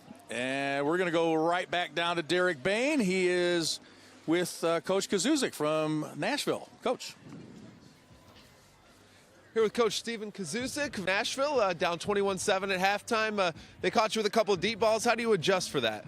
One, we just got to be more sound. You know, we were in a different defense because we thought they were an obvious passing situation, and we just had a mix-up in communication. But that can't happen. Biggest thing offensively, we told them coming in we can't waste possessions. I thought we did that a couple times. We had a couple mental mistakes that killed drives and gave them the ball back. And on the other side of the ball, we got to stop doing what they want to do on offense because I don't think we've done that. I thought they controlled the line of scrimmage in the first half, and they were able to set us up for the play-action pass a couple times. And we just have to get a little bit more push, stop letting them get 4 or 5 yards a pop, and limit them to 1 or 2 yards a pop. All right, let's get back to it. Thanks a lot. That was Coach Kazuzik. We'll send it back over to you guys. All right, Derek, thank you very much. Well, we look at the stats, Jack, and 226 yards for Newman in the first half, but 116 of those were on 3 big plays. The McBride 40-yard touchdown pass, 39-yard touchdown pass to him, and O'Brien the 37-yard run. Well, as Coach mentioned, you got to do a few things to keep people honest. The score to me looks somewhat askew. The game has been played statistically closer than that score indicates, as you can see right there. A little difference. The big plays were obviously in the 2 big pass plays, and that was the whole difference in the ball game. Not so much time of possession, which you would think will be on Central's part, but just basically I think it's more or less an even ball game except for those 2 big pass plays.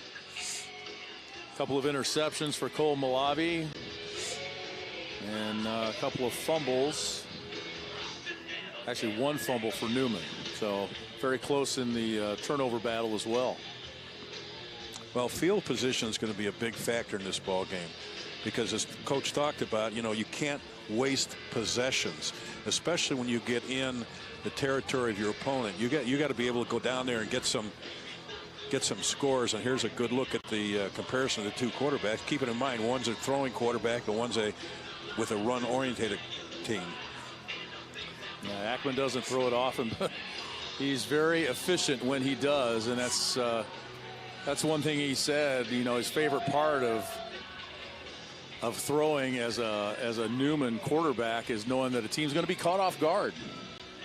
He's done that very successfully this year. 10 touchdowns coming into today, 6 interceptions, so 12 touchdowns now on the year.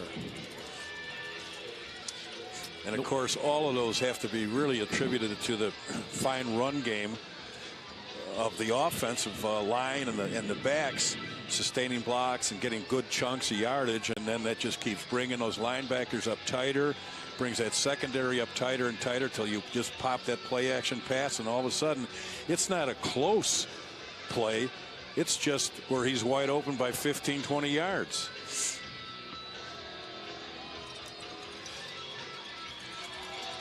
Now you wonder, what is that conversation about? Gotta wait for TV, man.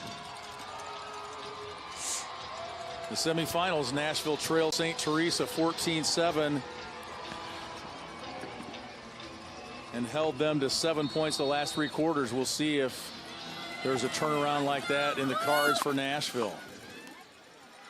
McBride fields it at his own 18, takes it straight up the middle, all the way out to the 47-yard line. 29-yard return for Connor McBride. He's had a big game with a couple of touchdown catches in this one. That's a nice field position to start out the second half with. Let's go back downstairs to Derek Bain.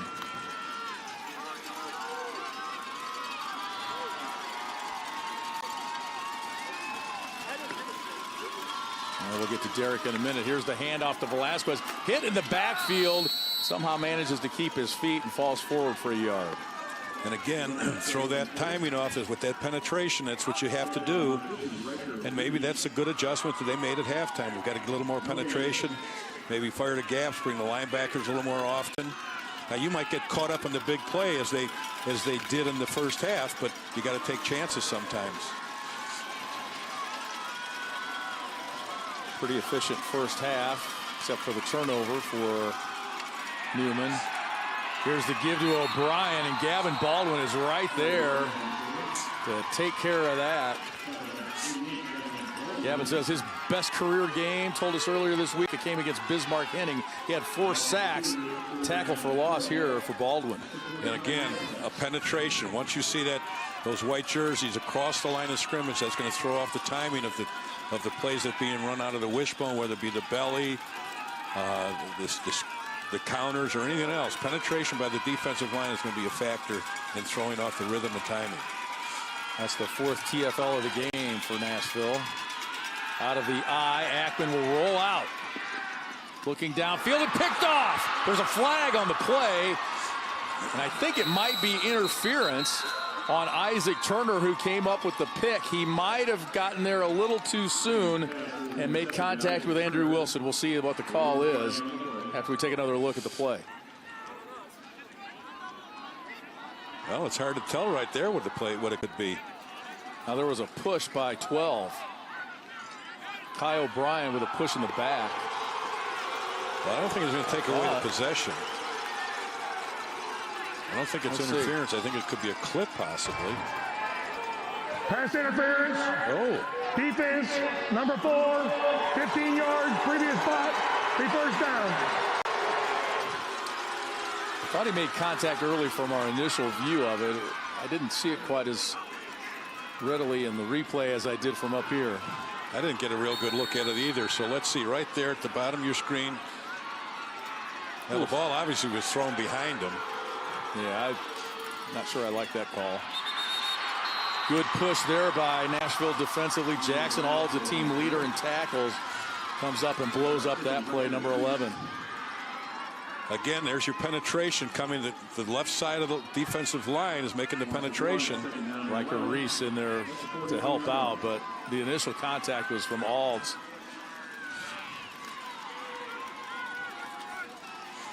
Second and 11 now for the Comets.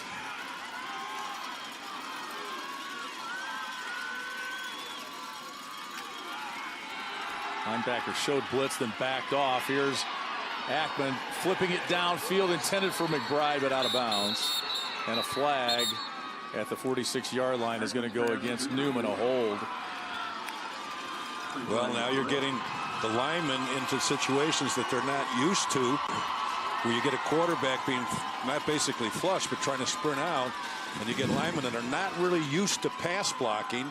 It's kind of out of their element, and you get a flag.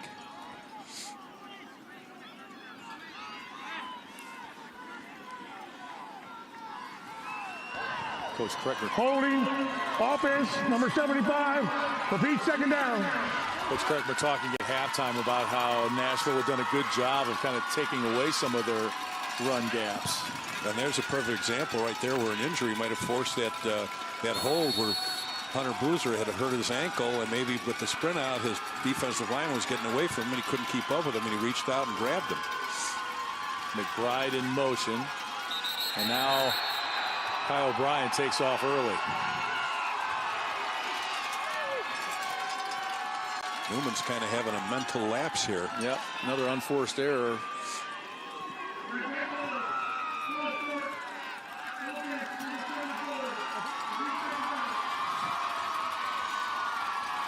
I'm not sure who moved first. I saw Kyle O'Brien move first. I'm not sure if he was the actual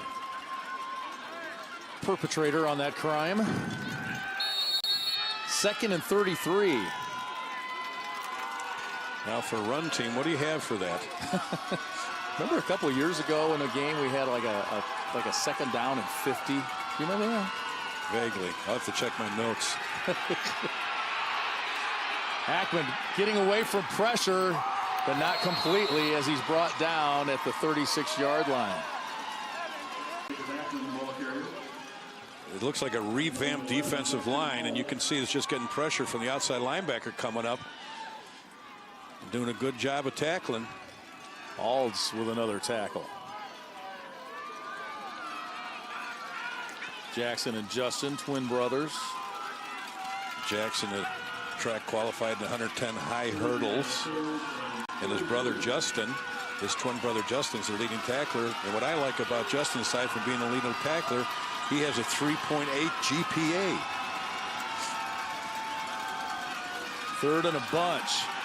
Pressure. Riker Reese with the sack. Got that Troy Polamalu hair. Riker Reese, 2nd on the team in sacks. Again, penetration. And this is throwing off the timing and rhythm of the entire offense, whether it be passing or throwing, running or throwing for Newman.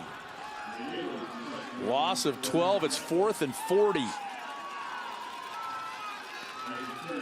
Make sure you put that in your notes so you remember next time I reference that. Should be good field position here for Nashville. Ehlers gets a booming kick away. Oh boy. And a great Turf roll. bounce. Holy oh cow. My goodness. All the way down inside the 10. Nashville deserved better than that after that stop of possession. 4th and 40, and it's a punt of 62 yards. And Nashville's got to be shaking their heads after that one. 21-7 our score. Back right after this in DeKalb.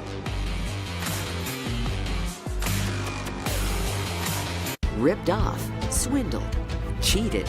You need the Heart of Illinois ABC troubleshooters. Jessica Cook, Donnie Tillman. They get the answers when you've been told no. Working for you, getting results. One phone for the price of 2? A Chillicothe man says he's been disputing with the phone company over this for months. Troubleshooters, Tuesday at 10 on Heart of Illinois ABC. Local, social. So what would you say makes SIU Carbondale different? Well, here at SIU, and we're live. We're studying the past for the future. Because learning is a science. And an art form. Education. And experience. So that's a salute.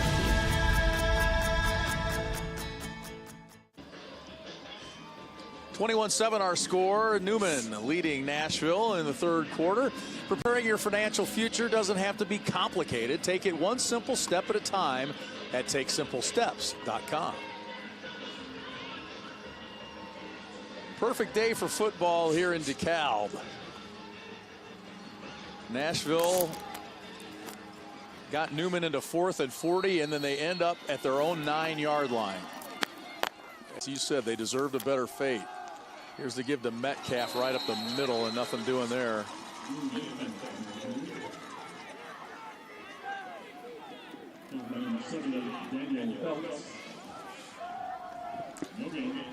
This is going to be a real important series right here for Nashville. Fakes the handoff. Malavi complete to Baldwin and knocked out of bounds at the 22-yard line. Good job of sprinting out with the fake. You can see the tackle right there doing a nice job of pass block and throws back across his body, which is really not what you want to do, but makes the completion. It was not the 22, it was the 17. Ooh. Falling forward after contact is Brian Meyer, picking up a first down. Good job of getting the ball out on the edges. You can see a good job of running with the football and just kind of getting tripped up right there, sustaining out of a big play.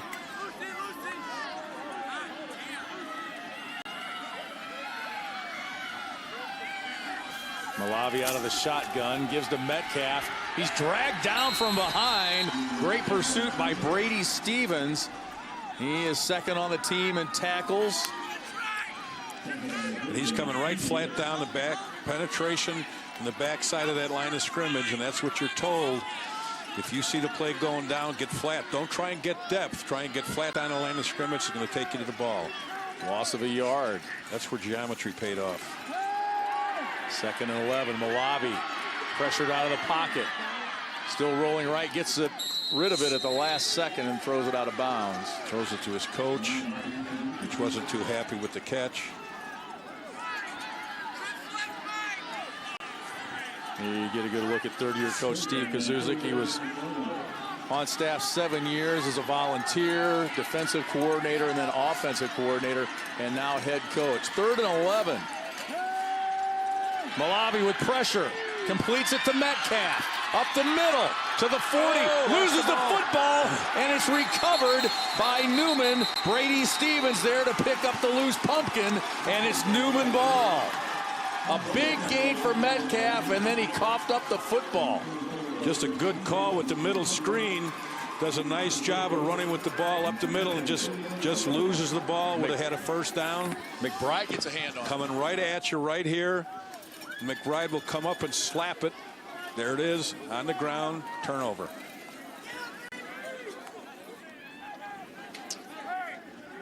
Stevens gets the recovery, but give McBride the assist as he knocked it out of the ball carrier's hands. That's Brady Stevens being attended to. We're going to take a break and be back with more third quarter action from our 2A state championship game. Newman with a 2-touchdown lead.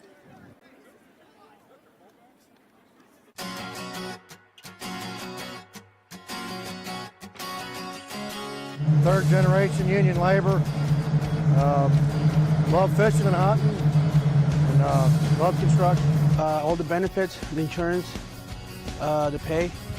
Well, it's given me insurance that I've got for my kids. The money I make, I've been able to go on vacations when I want to.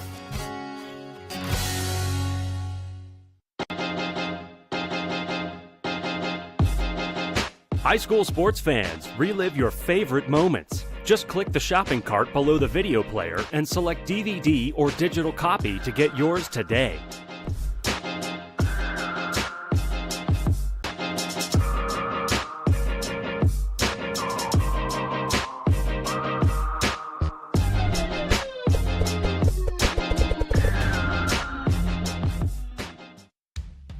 This broadcast is copyrighted by Quincy Media Incorporated, the NFHS Network, and the IHSA. Any other use of this broadcast or internet stream without the express written consent of Quincy Media Incorporated, the NFHS Network, and the IHSA is strictly prohibited and a violation of U.S. copyright law.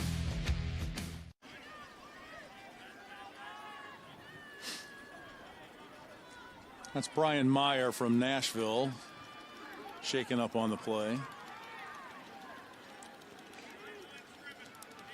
Again, they deserve better on that particular play. That was a nice, well-executed middle screen. It's down the field, picks up the first down, and as he's getting past the first down marker, gets the ball knocked out of his hands, and all of a sudden, Newman's got it again in great field position. They go back to their bread and butter, the wishbone. Velasquez on first down. Picks up about 7.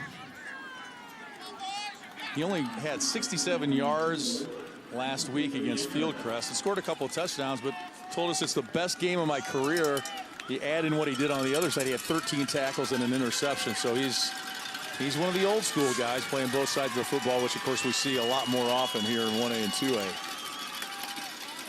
O'Brien met at the line, but still manages to fall forward, very close to a first down. Looks like he's just shy of it. And that's the thing that I really enjoy about 1A and 2A football is you see an awful lot of 2A players, and some people say, well, they'll get worn down eventually. Well, you got to remember, years ago, everybody went 2 ways. There was a time when the rules stated you could only substitute one player when there was a transition from offense to defense. It lasted about a year or two, and then they went back to, you can play as many as you want from that standpoint, but that's what's great. They're good athletes.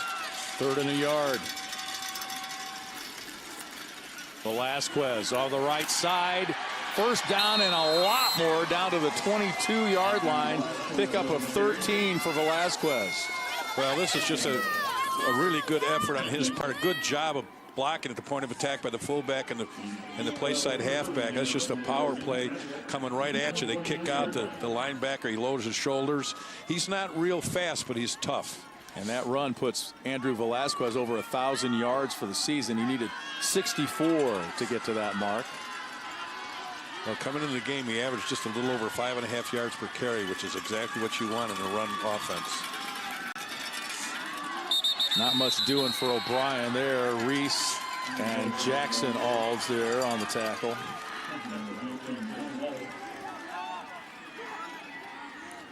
It'll be interesting to see here if Central can take advantage of that stop and that turnover. And again, championship teams always take advantage of turnovers. They turn it into a score.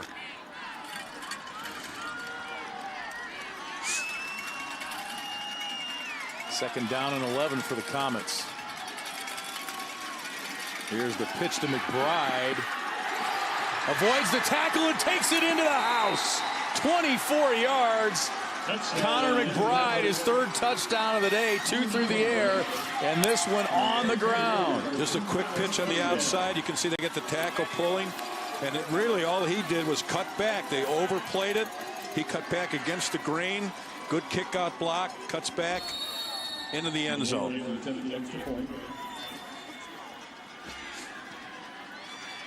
He had 3 touchdowns in the quarterfinal game, against Knoxville. 2 runs and a catch. Today he's got 2 catches and a run. I'm going to see if I can catch this coming right into the press box. Ehlers. Oh, it's over to you. I got it. This is just a quick pitch. It's a play that's used occasionally, but here's a good cutback right there. That's just an outstanding runner right there that can cut back against the grain. And, of course, he knows that they're going to overplay because he's going to the sideline. The play is designed to get on the edge, so the linebackers are flying to get to the edge, and he just cuts back against the grain. That's his 10th rushing touchdown of the year.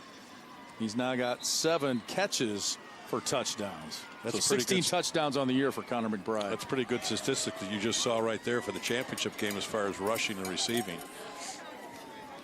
In a hurry but want a fresh, affordable meal to serve your family or friends? Biaggi's Pronto Packs make it easy to enjoy an authentic Italian meal at home or on the go. Perfectly sized to serve 4 to 5 people, starting at only $30. Pronto Packs include your choice of a pasta or 2 pizzas with a house or Caesar salad and freshly baked bread with Biaggi's butter for dipping. Or if you're planning a meal for a large group, just ask about their party pans, size for 8 to 12 guests. Those are ready for pickup with 24 hours advance notice. With 6 Illinois locations, Biaggi's Carryout is the perfect solution for your busy lifestyle.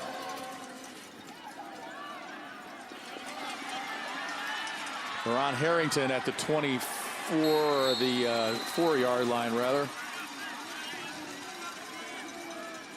He carries it out to the 24, and that's where Nashville will take over. Down 28-7 now.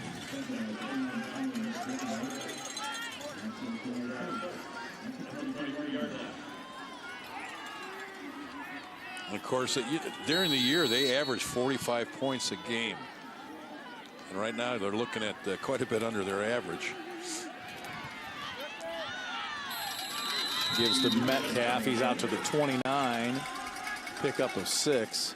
Well, it's been a hard postseason in a lot of ways for Nashville. They lost Julian Metcalf to a concussion in round 1. He missed the second round game against Villa Grove. Check that. He got the concussion against Villa Grove, missed the game against Bismarck Henning, and then they lost Luke Arrett to a torn ACL for the season. So that was the first tough opening round win for Nashville. Well, any school, any team, any coach really is disappointed to go into the best or the toughest game and the biggest game of your career and not have it 100%, especially losing players like that. Let's go downstairs to Derek Bain during this timeout. Yeah, guys, on that last Newman touchdown, Hunter Boozer, who was the offensive lineman who hurt his ankle in the first half, he's back in there. He threw that block to really spring the touchdown there. I asked him how his ankle was feeling. He said, man, it hurts, but I'm going to play through it. So he's toughing it out here. It's the state championship game his senior year, so, you know, he's going to go out there and do all he can to help his team win, and they're up by 21 points now late in the third quarter. All right, Derek, thanks a bunch. Well, good to see him back out there. You hate to see anybody get hurt, but especially in a state championship game, their last game of their career. Got plenty of time to ice it tomorrow. Hornets looking to add to their state championship tradition. They don't have much of that in football, but in a lot of other sports. We'll get to that in just a moment as Ike Turner makes the catch out to the 34-yard line, and it'll be a first down. They got 7 state titles in school history, 3 of those in girls softball, 1 in boys basketball, boys track, a couple in girls basketball under our friend Wayne Hari, and a championship in girls golf. Looking to add to that trophy case with a state championship in football, as the pass is incomplete for Cole Malavi. We thought we'd see our friend Wayne Hari here this weekend. He lost his father-in-law over the weekend. Our condolences to Coach Hari and his family on their loss, as you see that replay. Good job there defending. They read that screen the entire way. He had nowhere to go with it, so it was a smart play by him, just thrown in the ground. Second down from Malavi, flushed out of the pocket, still on his feet at the 40, out to the 42. He'll be about 2 yards shy of the first down. The third down and a long 2 for the Hornets here, I should say.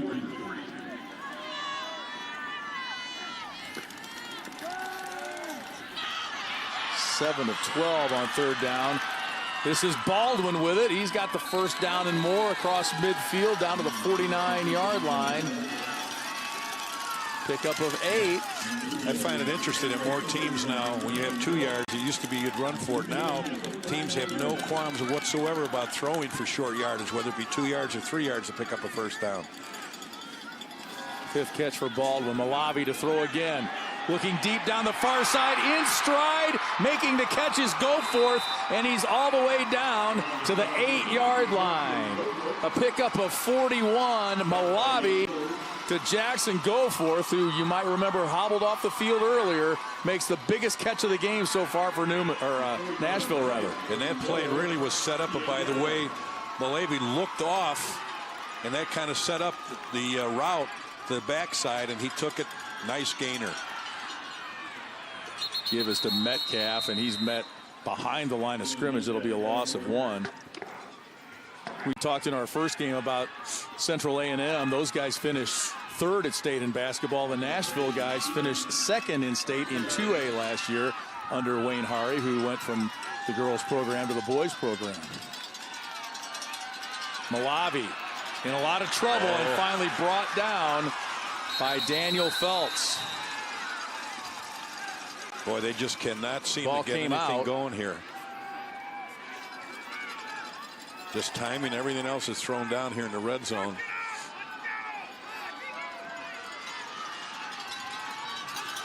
This is critical to get this score here.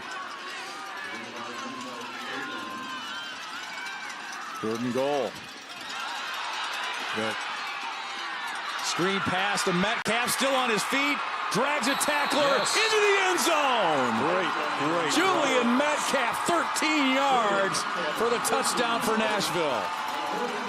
This was really an excellent call here by the coordinator, because they run the middle screen, but just a better job then of Metcalf bouncing off, using good power, and then reaching across the cone to get it into the end zone. Good execution right here. Bounces off, lowers the shoulder, some poor tackling, and a combination of determination to get into the end zone. What a great effort by Julian Metcalf to get into the end zone, dragging a tackler with him. Ocampo, the extra point is good. And it's a 28-14 ball game here with 17 seconds to go in the 3rd. Great effort by Julian Metcalf. He had 6 touchdowns in a win over Sparta last year to tie a school record. And a very gutsy touchdown run there. That was a 10-play drive, took up 3:21. Take another look at Julian Metcalf and the effort. Well, good job by the offensive line screen. You can see him getting downfield right here, bouncing off. And here's the effort right there. Get in the end zone. That's just outstanding. Cole Malavi, 5 of 6 passing on that drive. Couple of little screens. You talk about yak. That was some excellent yak. Well, that's what you need. You got to find somebody that's going to make some plays after they catch the football. It doesn't do you any good to throw the football for a 5-yard gain, make a great catch for a 5-yard gain, and it was 3rd and 7.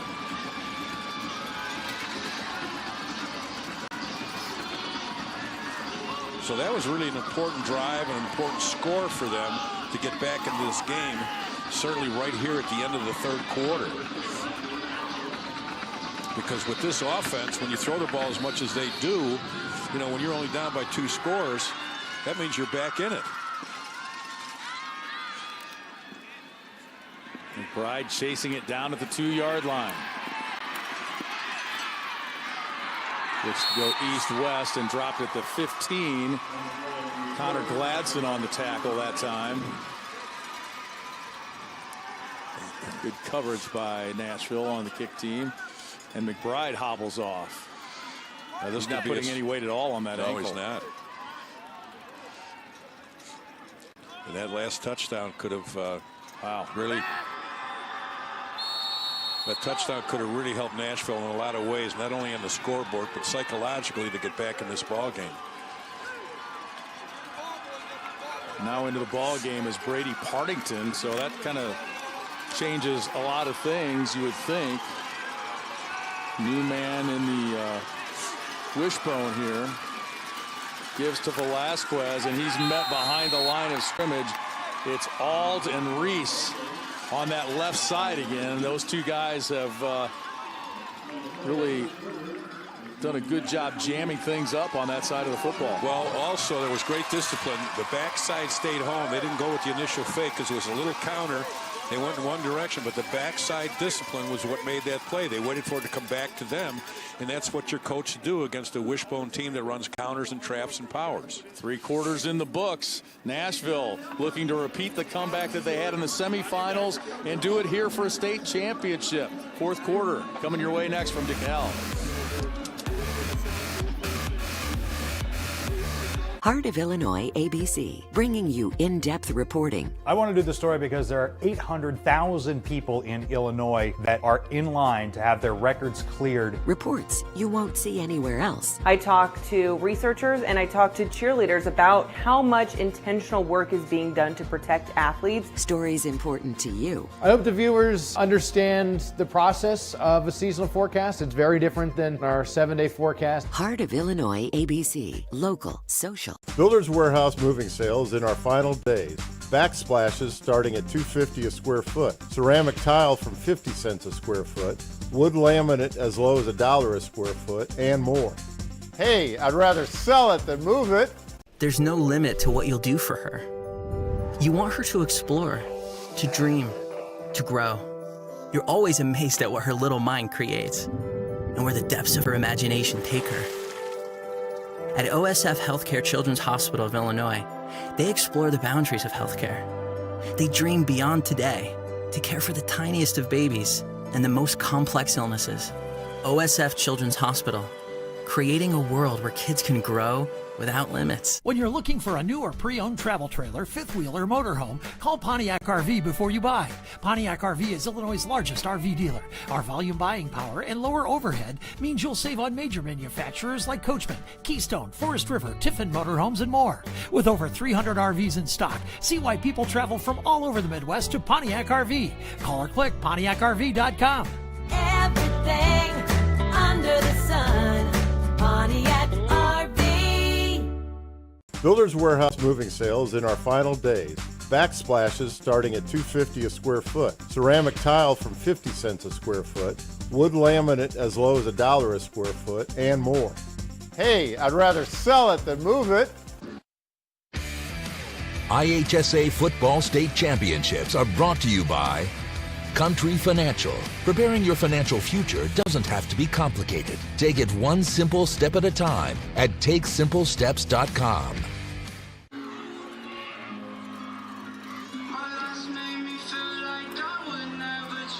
Yeah.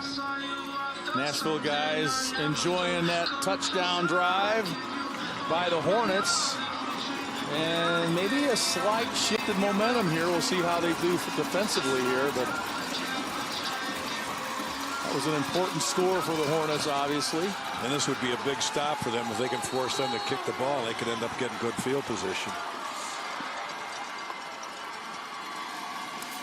2nd down and 10. Agnew keeps it himself. We don't see that often at all.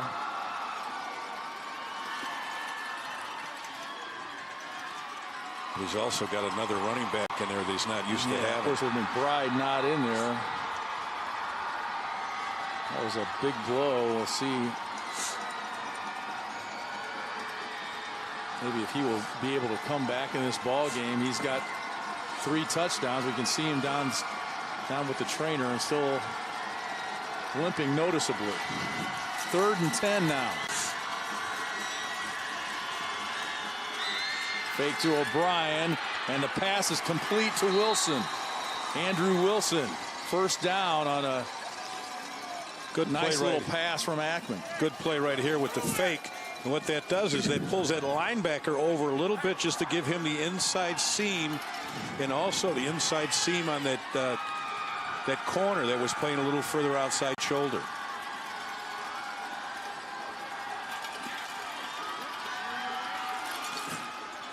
The pass plays that they run off play action are very simple, but yet they are very effective. And if you missed it, 2nd leading rusher for Newman out after injuring would appear an ankle. Ethan Van Landewit with the carry. What's so very important for Nashville right now is to be able to stop them on 1st and 2nd down so that they have to go into third down with relatively longer yardage than they're used to. And Steve Kusuzik said that earlier this week. He said we need to hold them to 1 or 2 yard carries, force a pass, or second and long. Well, that's any time that you're going up against a run team. The crucial downs for them are basically first down for the most part, because they need to get 4 yards out of that, or 5, and then they can peck away in the next 2 downs. 2nd and 10. Give to Kyle Bryan, and nothing there. As Reese and Alds were able to make a push again on that side. Right there is a penetration. As you can see, we talked about it's very important for that defensive line to throw off the line of scrimmage and the offensive timing for the offensive line, because that does throw off their blocking schemes for that wishbone, and they've done a nice job in the second half making those adjustments. And certainly the Rucker Reese right there has done a nice job of penetration. There you see the shift in momentum numerically, the yardage in the third quarter in favor of Nashville, 112-44. 3rd and long. Ackman rolling out to throw. Chased by Reese. Throws it away with a man having a hand on his ankle, and it's incomplete. It'll bring up 4th down. Van Landuit was the intended receiver. Normally they're not flushed out of play action. This is supposed to be set up right inside. But just again, Riker Reese out on the edge at 5'11", 215, putting pressure on him. That was a big stop right there for Nashville. Now they're going to get decent field position. We said that once before on a punt, and it went 68 yards. Nate Ehlers back to punt. Average is 33. His long on the year was 52 until today, when he kicked a 62-yarder. This one's an end over ender, not nearly as long. Does take a Newman bounce, and bounces out of bounds at the 33-yard line. Thought they were going to take one more step.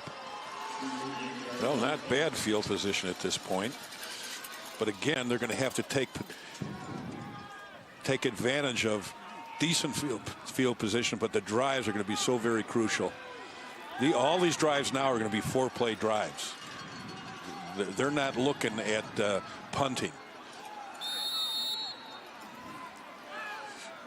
There's a look at Cole Malavi's numbers. So much better in the third quarter. How about that? Oh, well read and picked. What a great catch. Brent Newman for Newman with a touchdown, the pick 6. And Newman takes a 34-14 lead. What was spectacular about this was not only the read, but the catch. Watch the catch right there. That's an outstanding catch right there. Now, he read it. He was coming up from the inside. He wasn't playing the outside man. He was the third man on the 2-receiver side. He comes right in there. What a great play, great execution, and outstanding athletic catch. Takes it in and breaks the back right there of Nashville. Our Marines play of the game from Newman's Brett Newman. That's a great play as being a Marine. I can tell you that's an outstanding play, and I'm proud to sponsor that play. I knew you would be.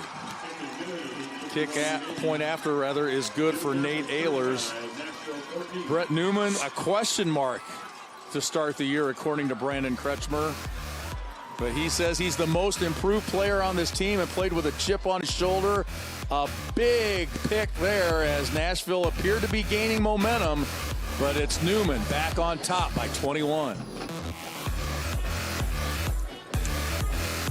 A great bank begins with great relationships. Great relationships with local businesses and everyday customers like Les and Jenny, who bought their new home with the help of Better Banks.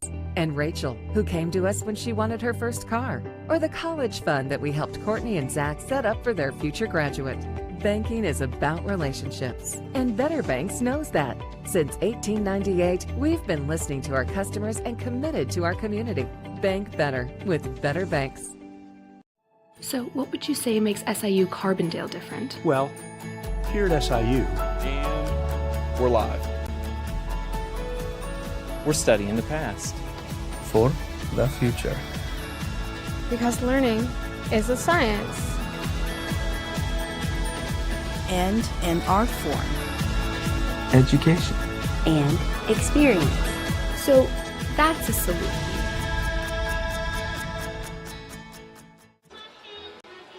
Back in DeKalb, 35-14. Newman with the 21-point lead after a big pick six.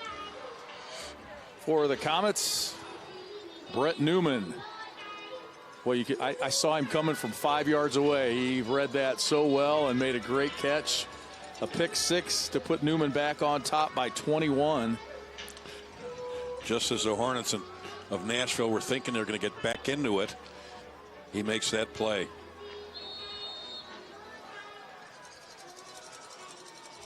That certainly was the play of the game up to this point. 8:51 left. Bounced through a player's legs and out of bounds inside the 10. That's where they're going to mark it. It bounced through the legs of Connor Gladson and he touched it.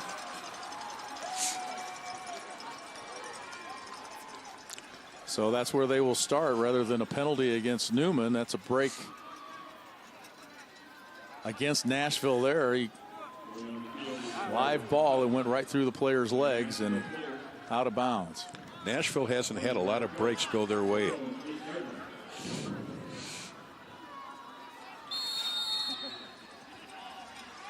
They've actually put up more yards total offense, 292 to 274.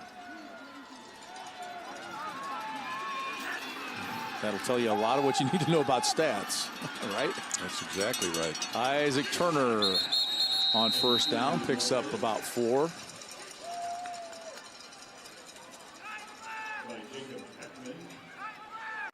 Turner 908 yards receiving coming into the season. He's going to go to TCU and study journalism. Future Horned Frog. 2nd and 6 for the Hornets. We've seen that play a little bit too from Malavi. Sprint out and throw back against the grain. Complete to Baldwin. Be 3rd down and a couple. Hornets have scored no less than 28 points in any game this season. So this is uncharted waters for Nashville. Well, they probably haven't run up against a defense like this either. And they really haven't had any breaks in this ball game. Nothing doing on the give to Metcalf. The Comets are really playing inspired defense now. It was kind of interesting how in the second half it seemed as if the momentum had shifted to Nashville, and then all of a sudden they lost it completely. Metcalf right up the middle for a first down out to the 21. Now that's what turnovers will do to you, right? Right, and right now Newman's just fine with Nashville running the ball. Malavi rolls out, looks for Goforth and finds him out beyond the 30 to the 33-yard line, a pickup of 12. Goforth averaging 20 yards a catch coming into today's game. And Nashville again needs big plays. They don't need small plays, and of course the Comets are just thrilled with them, just trying to take their time going down the field. Malavi in no man's land, brought down at the line of scrimmage that time. Daniel Feltz on the tackle. This is a covered sack right here. He's looking around. There's nobody open. And then just good hustle.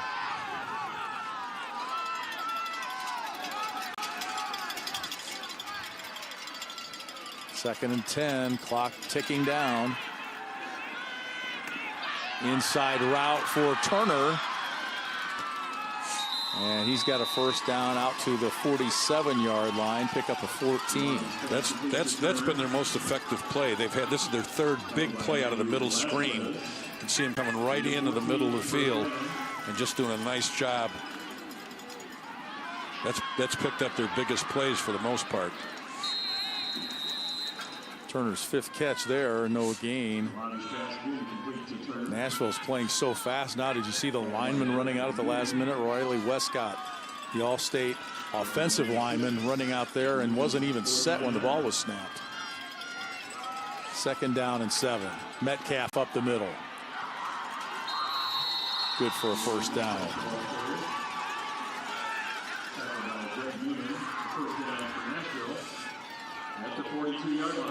Well, they're getting in a rhythm and a tempo. And they had this once before, and then all of a sudden they threw that interception. Metcalf again. He's out to the 44-yard line. Brady Stevens on the tackle. He'll go right from here to the wrestling room.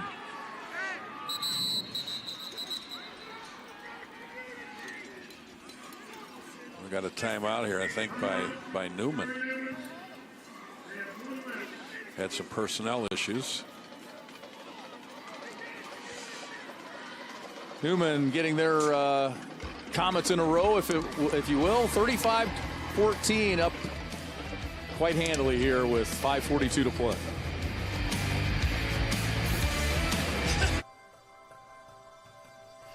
Not only is Country Financial our insurance, but they treated us like family. Relationships are the single most important piece of the puzzle. We always ask this question: what is the right thing to do?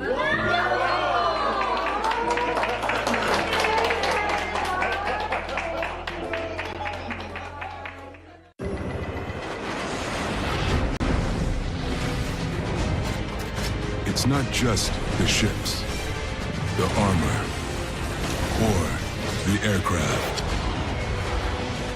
It's something more. It's the will to fight and determination to win, found inside each and every Marine that answers a nation's call. Battles won.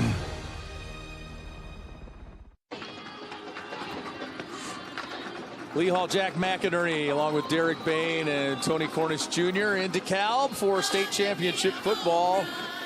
And it's Newman going for state championship number 6 here. And it certainly would appear, barring anything miraculous, that they are going to get that here in about 5 minutes and 42 seconds on the clock.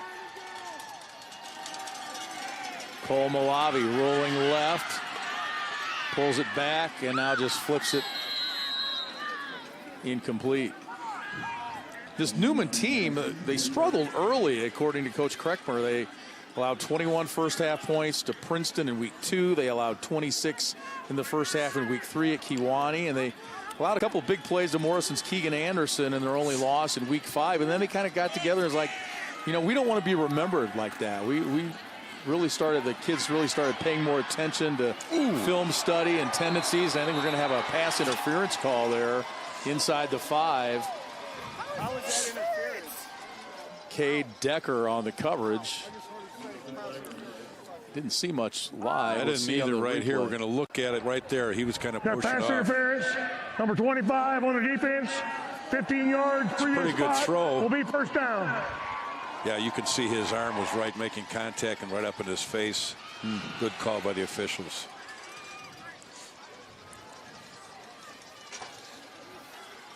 Well, we've had a couple of good games here so far. The first one was exciting from the scoring standpoint. It wasn't much of a contested game, but there was a lot of scoring going on. Malavi's pass in and out of the hands of Brian Meyer. Got a lot of good games coming up. Both of these teams really came up big here in the last couple of weeks. Nashville beating the 1-seed Pana in the quarterfinals. They beat 3-seed St. Teresa last weekend.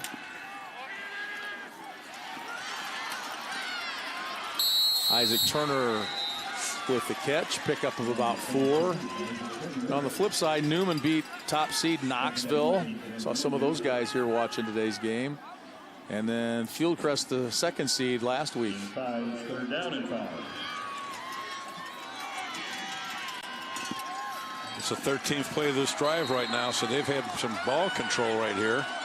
Malavi's pass incomplete. Intended for Isaac Turner. Nashville would like to have a lot quicker plays that had more yardage to them rather than have a 13-play drive at this point. They'd rather have some big chunk plays. Metcalf hit at the line of scrimmage.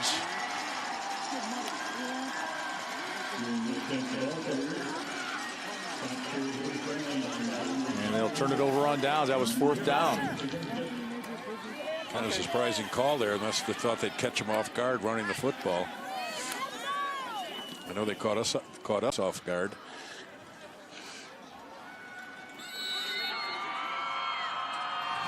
Well, they ran a lot of time off the clock. There was a long drive for them. 15-play drive. But the end result was not too good.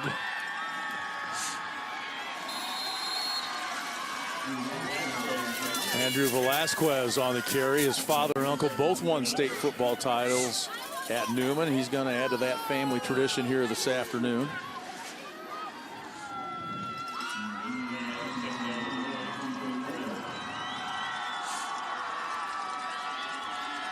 Coach Kretschmer says he hits the hole hard, and if there isn't one, he makes one. And for a kid that's only 180 pounds, 5'10", he runs really hard. And of course, he's only a junior, so they're going to be happy to have him back. 2nd and a yard. Oh, it's close. That's Van Landuit.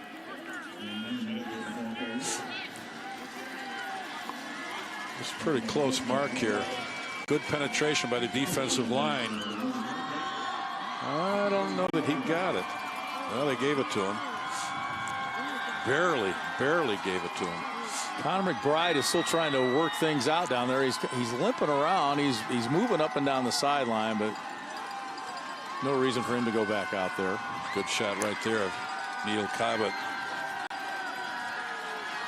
He told us earlier this week his most memorable play, we knocked the helmet off of a running back for Bismarck Henning.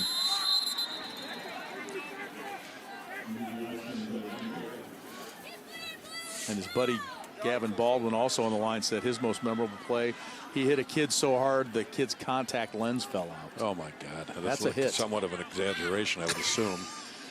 There's a good shot of Connor McBride, who really had a good ball game. Taped him up and tried to give it a go. Yeah. Well, you'd feel bad for him if he had done that maybe in the first series or whatever, but he had a pretty good ball game, so I'm sure that he'll heal well.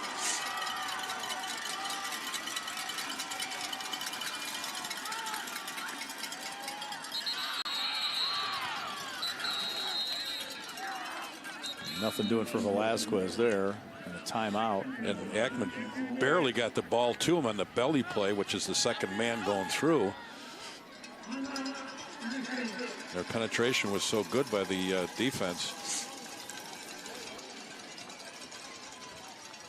Our Liuna player of the game is Sterling Newman's Connor McBride. He put on a show, a couple of touchdown catches. Touchdown run before he got hurt. It's nice to have that versatility when you got a running back that can run from the line of scrimmage and also be an effective receiver. And here he gets the quick pitch and cuts back against the grain and takes it into the end zone.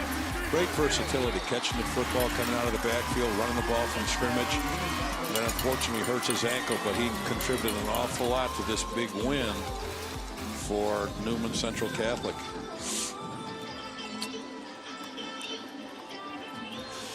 Wants to go into forensic science. Nashville could not find the answer to solve him today. Big game for Connor McBride. Under 3 minutes to go now here in this one. Ackman under center. Gives it to Kai O'Brien. And it'll be another timeout for Nashville. Hopes of getting the ball back and making an attempt at another score, maybe. Well, a name that we didn't hear an awful lot of, except in the very first quarter, was number 17 up there. Andrew Wilson, 6'4", 230-pounder, played tight end and linebacker. He's really had a great season for him, but they really haven't had to use him or go to him that much today. But he's been very effective on the defensive side of the football.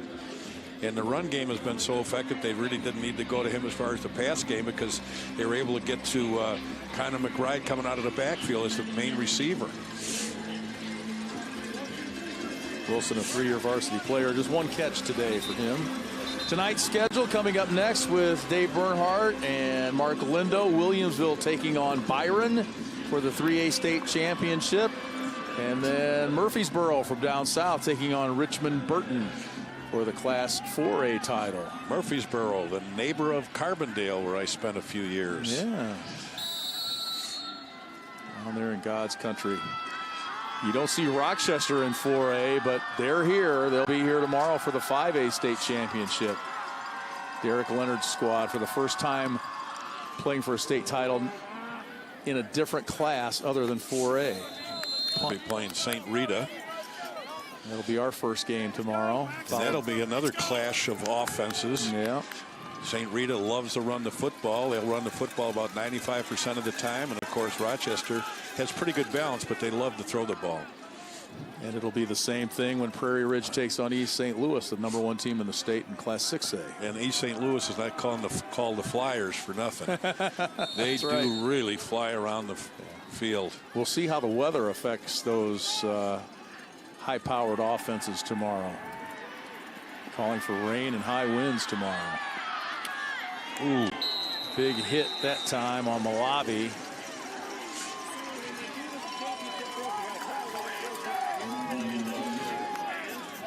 As Jack mentioned, he's more of a thrower than a runner. But sometimes you're forced into things you don't want to do. Yeah. He said one of the things he's worked on this year a lot is his poise in the pocket. And he's shown a lot of that. And sometimes, like you say, you get flushed out of the pocket and you have to do what you have to. Well, especially when you run a spread formation, you don't really want to be able. You want to sit in that pocket and be able to throw the ball down the field. And they really haven't thrown the ball down the field as much as they've thrown it out on the perimeters. That pass was intended for Jackson Goforth. And sometimes team defensively can take you out of what you like to do or what you are good at. And certainly in this case, Newman Central has really kind of done that to the Hornets of Nashville.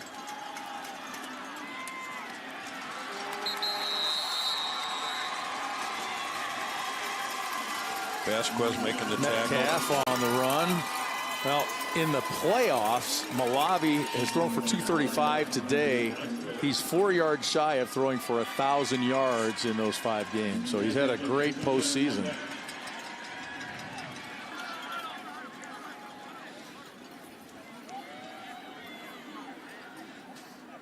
Well, sometimes when you get in the playoffs over the years, there's some players that start excelling that maybe just were, I don't want to say mediocre, but were just players that kind of stayed on the fringe a little bit. And all of a sudden, in the playoffs, they just start emerging.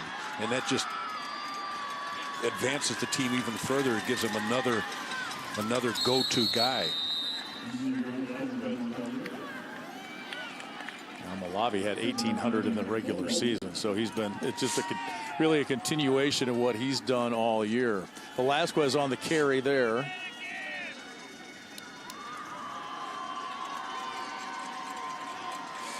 He went over 1,000 yards today for the season. I was actually kind of struck by the fact that when preparing for the ball game, looking at statistics for Central Newman, that they weren't more explosive as far as what they do. I mean, they only have 265 yards of total offense when it's a run-orientated team is kind of interesting. But they weren't, they only scored 25 points a ball game. But you know what? They just won the state championship, so who cares? Exactly. Throw all those statistics out the window. Brandon Kreckmer, we talked about kind of how they had some rough seas there early in the season, and he says something really clicked when the playoffs started, and they started believing in each other, trusting each other, paying more attention to that preparation stuff, you know, watching film and tendencies of teams. And by the end of the year, he said our guys were calling out coverages and personnel and really honing in on those fine-tuning things that really make a program stand out from another. And the first-year head coach gets his first Gatorade shower of the year, of his career, I should say. He talked about the pressures of taking over for the legend Mike Poposi, and he said those pressures have sometimes felt surreal, taking over for the longtime head coach. Mike Poposi, 340 wins in 35 years, 5 state titles, but Brandon Kretschmer took over this program and has made it his own, and the Comets are state champs, a 35-14 decisive win over the Nashville Hornets.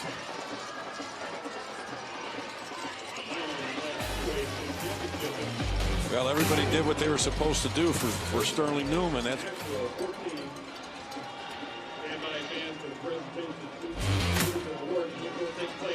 35-14, your final. Will be back during our Black Friday sale at Bob Grimm Chevrolet. You can save big on every new Chevy. Silverado is the #1 selling truck in Central Illinois, and during our Black Friday sale, you can save $10,000 to $13,000 on every 2019 Silverado in stock. Find new roads to Bob Grimm Chevrolet in Morton, or find us anytime at bobgrimmchevrolet.com. Ripped off, swindled, cheated. You need the Heart of Illinois ABC troubleshooters. Jessica Cook, Donnie Tillman. They get the answers when you've been told no. Working for you, getting results. One phone for the price of 2? A Chillicothe man says he's been disputing with the phone company over this for months. Troubleshooters, Tuesday at 10 on Heart of Illinois ABC. Local, social. Heart of Illinois ABC, bringing you in-depth reporting. I want to do the story because there are 800,000 people in Illinois that are in line to have their records cleared. Reports you won't see anywhere else. I talked to researchers and I talked to cheerleaders about how much intentional work is being done to protect athletes. Stories important to you. I hope the viewers understand the process of a seasonal forecast. It's very different than our 7-day forecast. Heart of Illinois ABC, local, social. So what would you say makes SIU Carbondale different? Well, here at SIU, We're live. We're studying the past for the future. Because learning is a science. And an art form. Education. And experience. So that's a salute. During our Black Friday sale at Bob Grimm Chevrolet, you can save big on every new Chevy. Equinox is the #1 selling crossover in Central Illinois, and during our Black Friday sale, you can save $6,000 to $7,000 on every new Equinox. Find new roads to Bob Grimm Chevrolet in Morton, or find us anytime at bobgrimmchevrolet.com. Championship in 2A, the Newman Central Catholic Comets from Sterling winning the 6th state championship in school history. Now, how's this? I love these kind of stories. Brandon Kretschmer was in his first season as an assistant at Newman Catholic back in 2013. That was their last state championship. In his first year as head coach, he brings home the 6th state title to Newman. And athletic director Mike Poposi is down there somewhere, loving every minute of it. You got to know that he thinks now, well, hey, I picked the right guy, right? Well, that's exactly right. And the other part of it is, you know, when you build a foundation, a tradition like he has, it's so much easier to step into that. Now, people say, well, you're stepping into his shoes. But, yes, he's laid the foundation, so it's so much easier. And the kids believe in the system. Right. And that's what it is. It's a system. The Comets ranked 7th in the final poll, finished 13-1. And there's a good look at Steven Kazuzik in just his 3rd year as Nashville head coach. The Hornets, a great season, ranked 10th in the final poll, seeded 5th in the playoffs. They knocked off a #1 and a #3 seed to get here to the state championship game. It's only the second time in school history they've been in the state title game. They finished second in '98 in Class 3A and lost to Caneland. That's the toughest conversation a coach is ever going to have with a team, is in this particular situation. Talking to a team that's playing for the state championship and doesn't make it to what they wanted to do, but they came in second place. Give them a couple days. They're very resilient. Sure. 16, 17-year-old kids, and they'll realize that what a fantastic season they had, and hopefully all the fans will remember the season that they had, not just the last game that they had.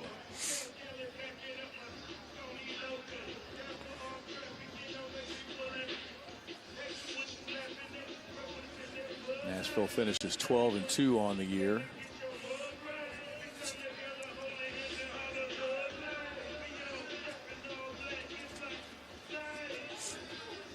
There's a look at some of the numbers from today's ball game, and Nashville won the total yards, didn't they? And the passing yards. And look how close the possession was.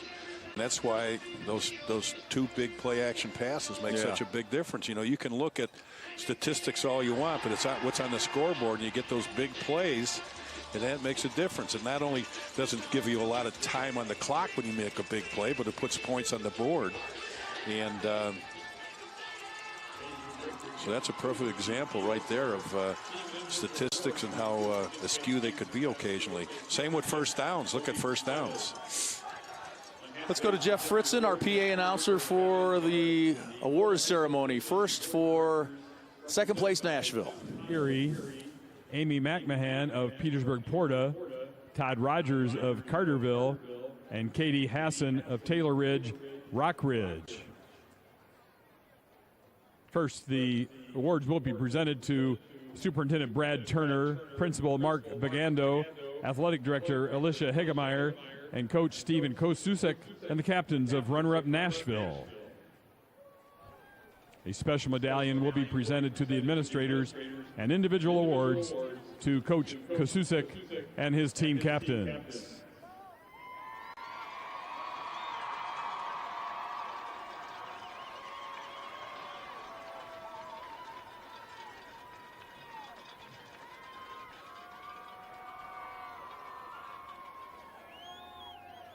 And now the second place trophy will be presented to the Hornets of Nashville, who finished the season with a final record of 12 wins and 2 losses.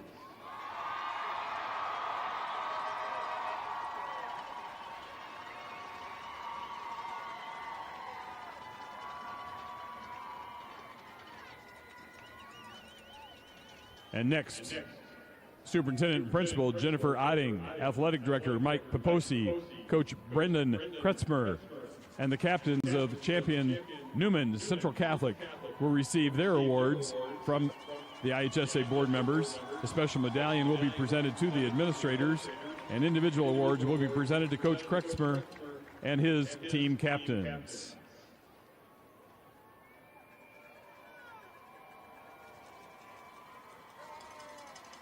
And now this year's state championship Class 2A team trophy will be presented to the Comets of Newman Central Catholic, who finished the season with a final record of 13 wins and 1 loss.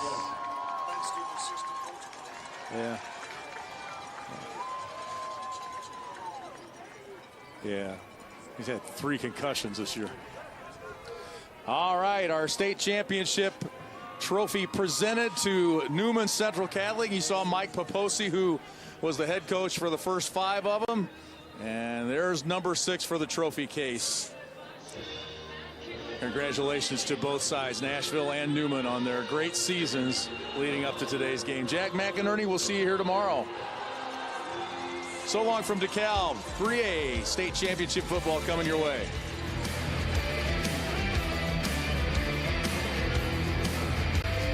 Do you have an outstanding teacher that deserves special recognition? I'm Heart of Illinois ABC's Joe Puma. Nominate your favorite teacher for the Heart of Illinois ABC and CEFCU's One Class at a Time $1,000 grant. Congratulations, Elena Keyser from St. Thomas Junior High in Peoria Heights. You're our One Class at a Time $1,000 grant winner. Heart of Illinois ABC and CEFCU's One Class at a Time $1,000 grant. Go to HOIABC.com to make your nomination. Heart of Illinois ABC, local, social. Prepare to explore the mind of the most influential artist, inventor, and engineer. Peoria Riverfront Museum presents Da Vinci, the Genius, the world's most comprehensive hands-on exhibition on Leonardo da Vinci to tour the world. Discover the secrets of the Mona Lisa and explore his most amazing creations. See Da Vinci, the Genius, only at the Riverfront Museum. Western Illinois University is here to serve your future. Large enough to provide opportunities, small enough to connect you to them. Your potential is our purpose. Explore your talents in a place you belong. There's a lot of cutting-edge products coming out of precision planting, and as farmers ourselves, we use the products, the 2020, the V-Drive, the Delta Force, the V-Apply liquid systems, Smart Firmers, all those products, we've used them and we continue to use those on our own farming operations as well. That allows that precise placement row by row. And we look for the products that are going to make our customers the most money. And so with precision planting, we can take it to the next level. Give us a call at Bottom Line Solutions, your precision ag source.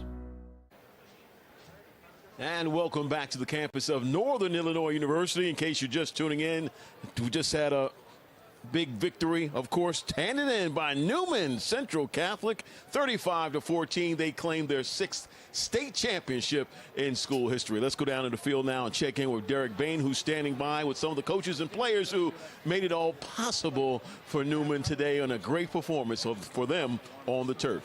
That's right, Tony. A big performance here from Newman. They get it's a new era here, but same tradition here. Coach Kretschmer, your first year as a coach, a state champion. Just how amazing is this right now? Unbelievable. I'm truly blessed, and yeah, not taking for granted. I can't being able to coach these kids and coach at the school and this program. Again, I'm kind of lost for work, but what these kids did and bought into, obviously we have a good program, but for a new head coach taking over for Coach Poposi to buy in to what we do is, again, I'll forever be thankful. Brett Newman had the big pick 6 there just when it looked like Nashville might be getting a little momentum. Just how big of a turning point was that? I looked at my teammates and everybody started to shift down. And I looked at myself, I was like, okay, somebody's got to pick us up, because as soon as one of us picked us up, we all start picking up and we all feed off of each other. So as soon as I did that, I was like, it's time to pick up the pace and we can do this. Connor Bride looks like he had a little hurt ankle there, but is it feeling all right now? Can't feel that anymore, right? Yeah, no feeling in my ankle. I'm just proud of the team. The team rallied. We played all 4 quarters. We had fun, and that's how we came out and won. You lost them in a couple deep balls there in the first half of the game to give you guys that nice early lead. Just how big were those plays to really set the tone for the game? We were able to run and pass the ball, and that opened up the field. That's why we scored quite a bit of points, and that helped us in the long run, wearing them down. All right, guys, go ahead and go take some pictures and celebrate, all right? Thanks for joining us. Tony, I'm going to send it back over to you. Thanks a lot, Derek. What a performance by those young men. You got to feel for Coach. You can feel it. You can see it in his eyes, hear it in his voice. Man, what a great victory turned in by Newman this afternoon for that 6th state championship, again, in school history. We've got much more coming up from NIU on this fantastic Friday. Don't go away. More championship football is on the way. Builders Warehouse moved.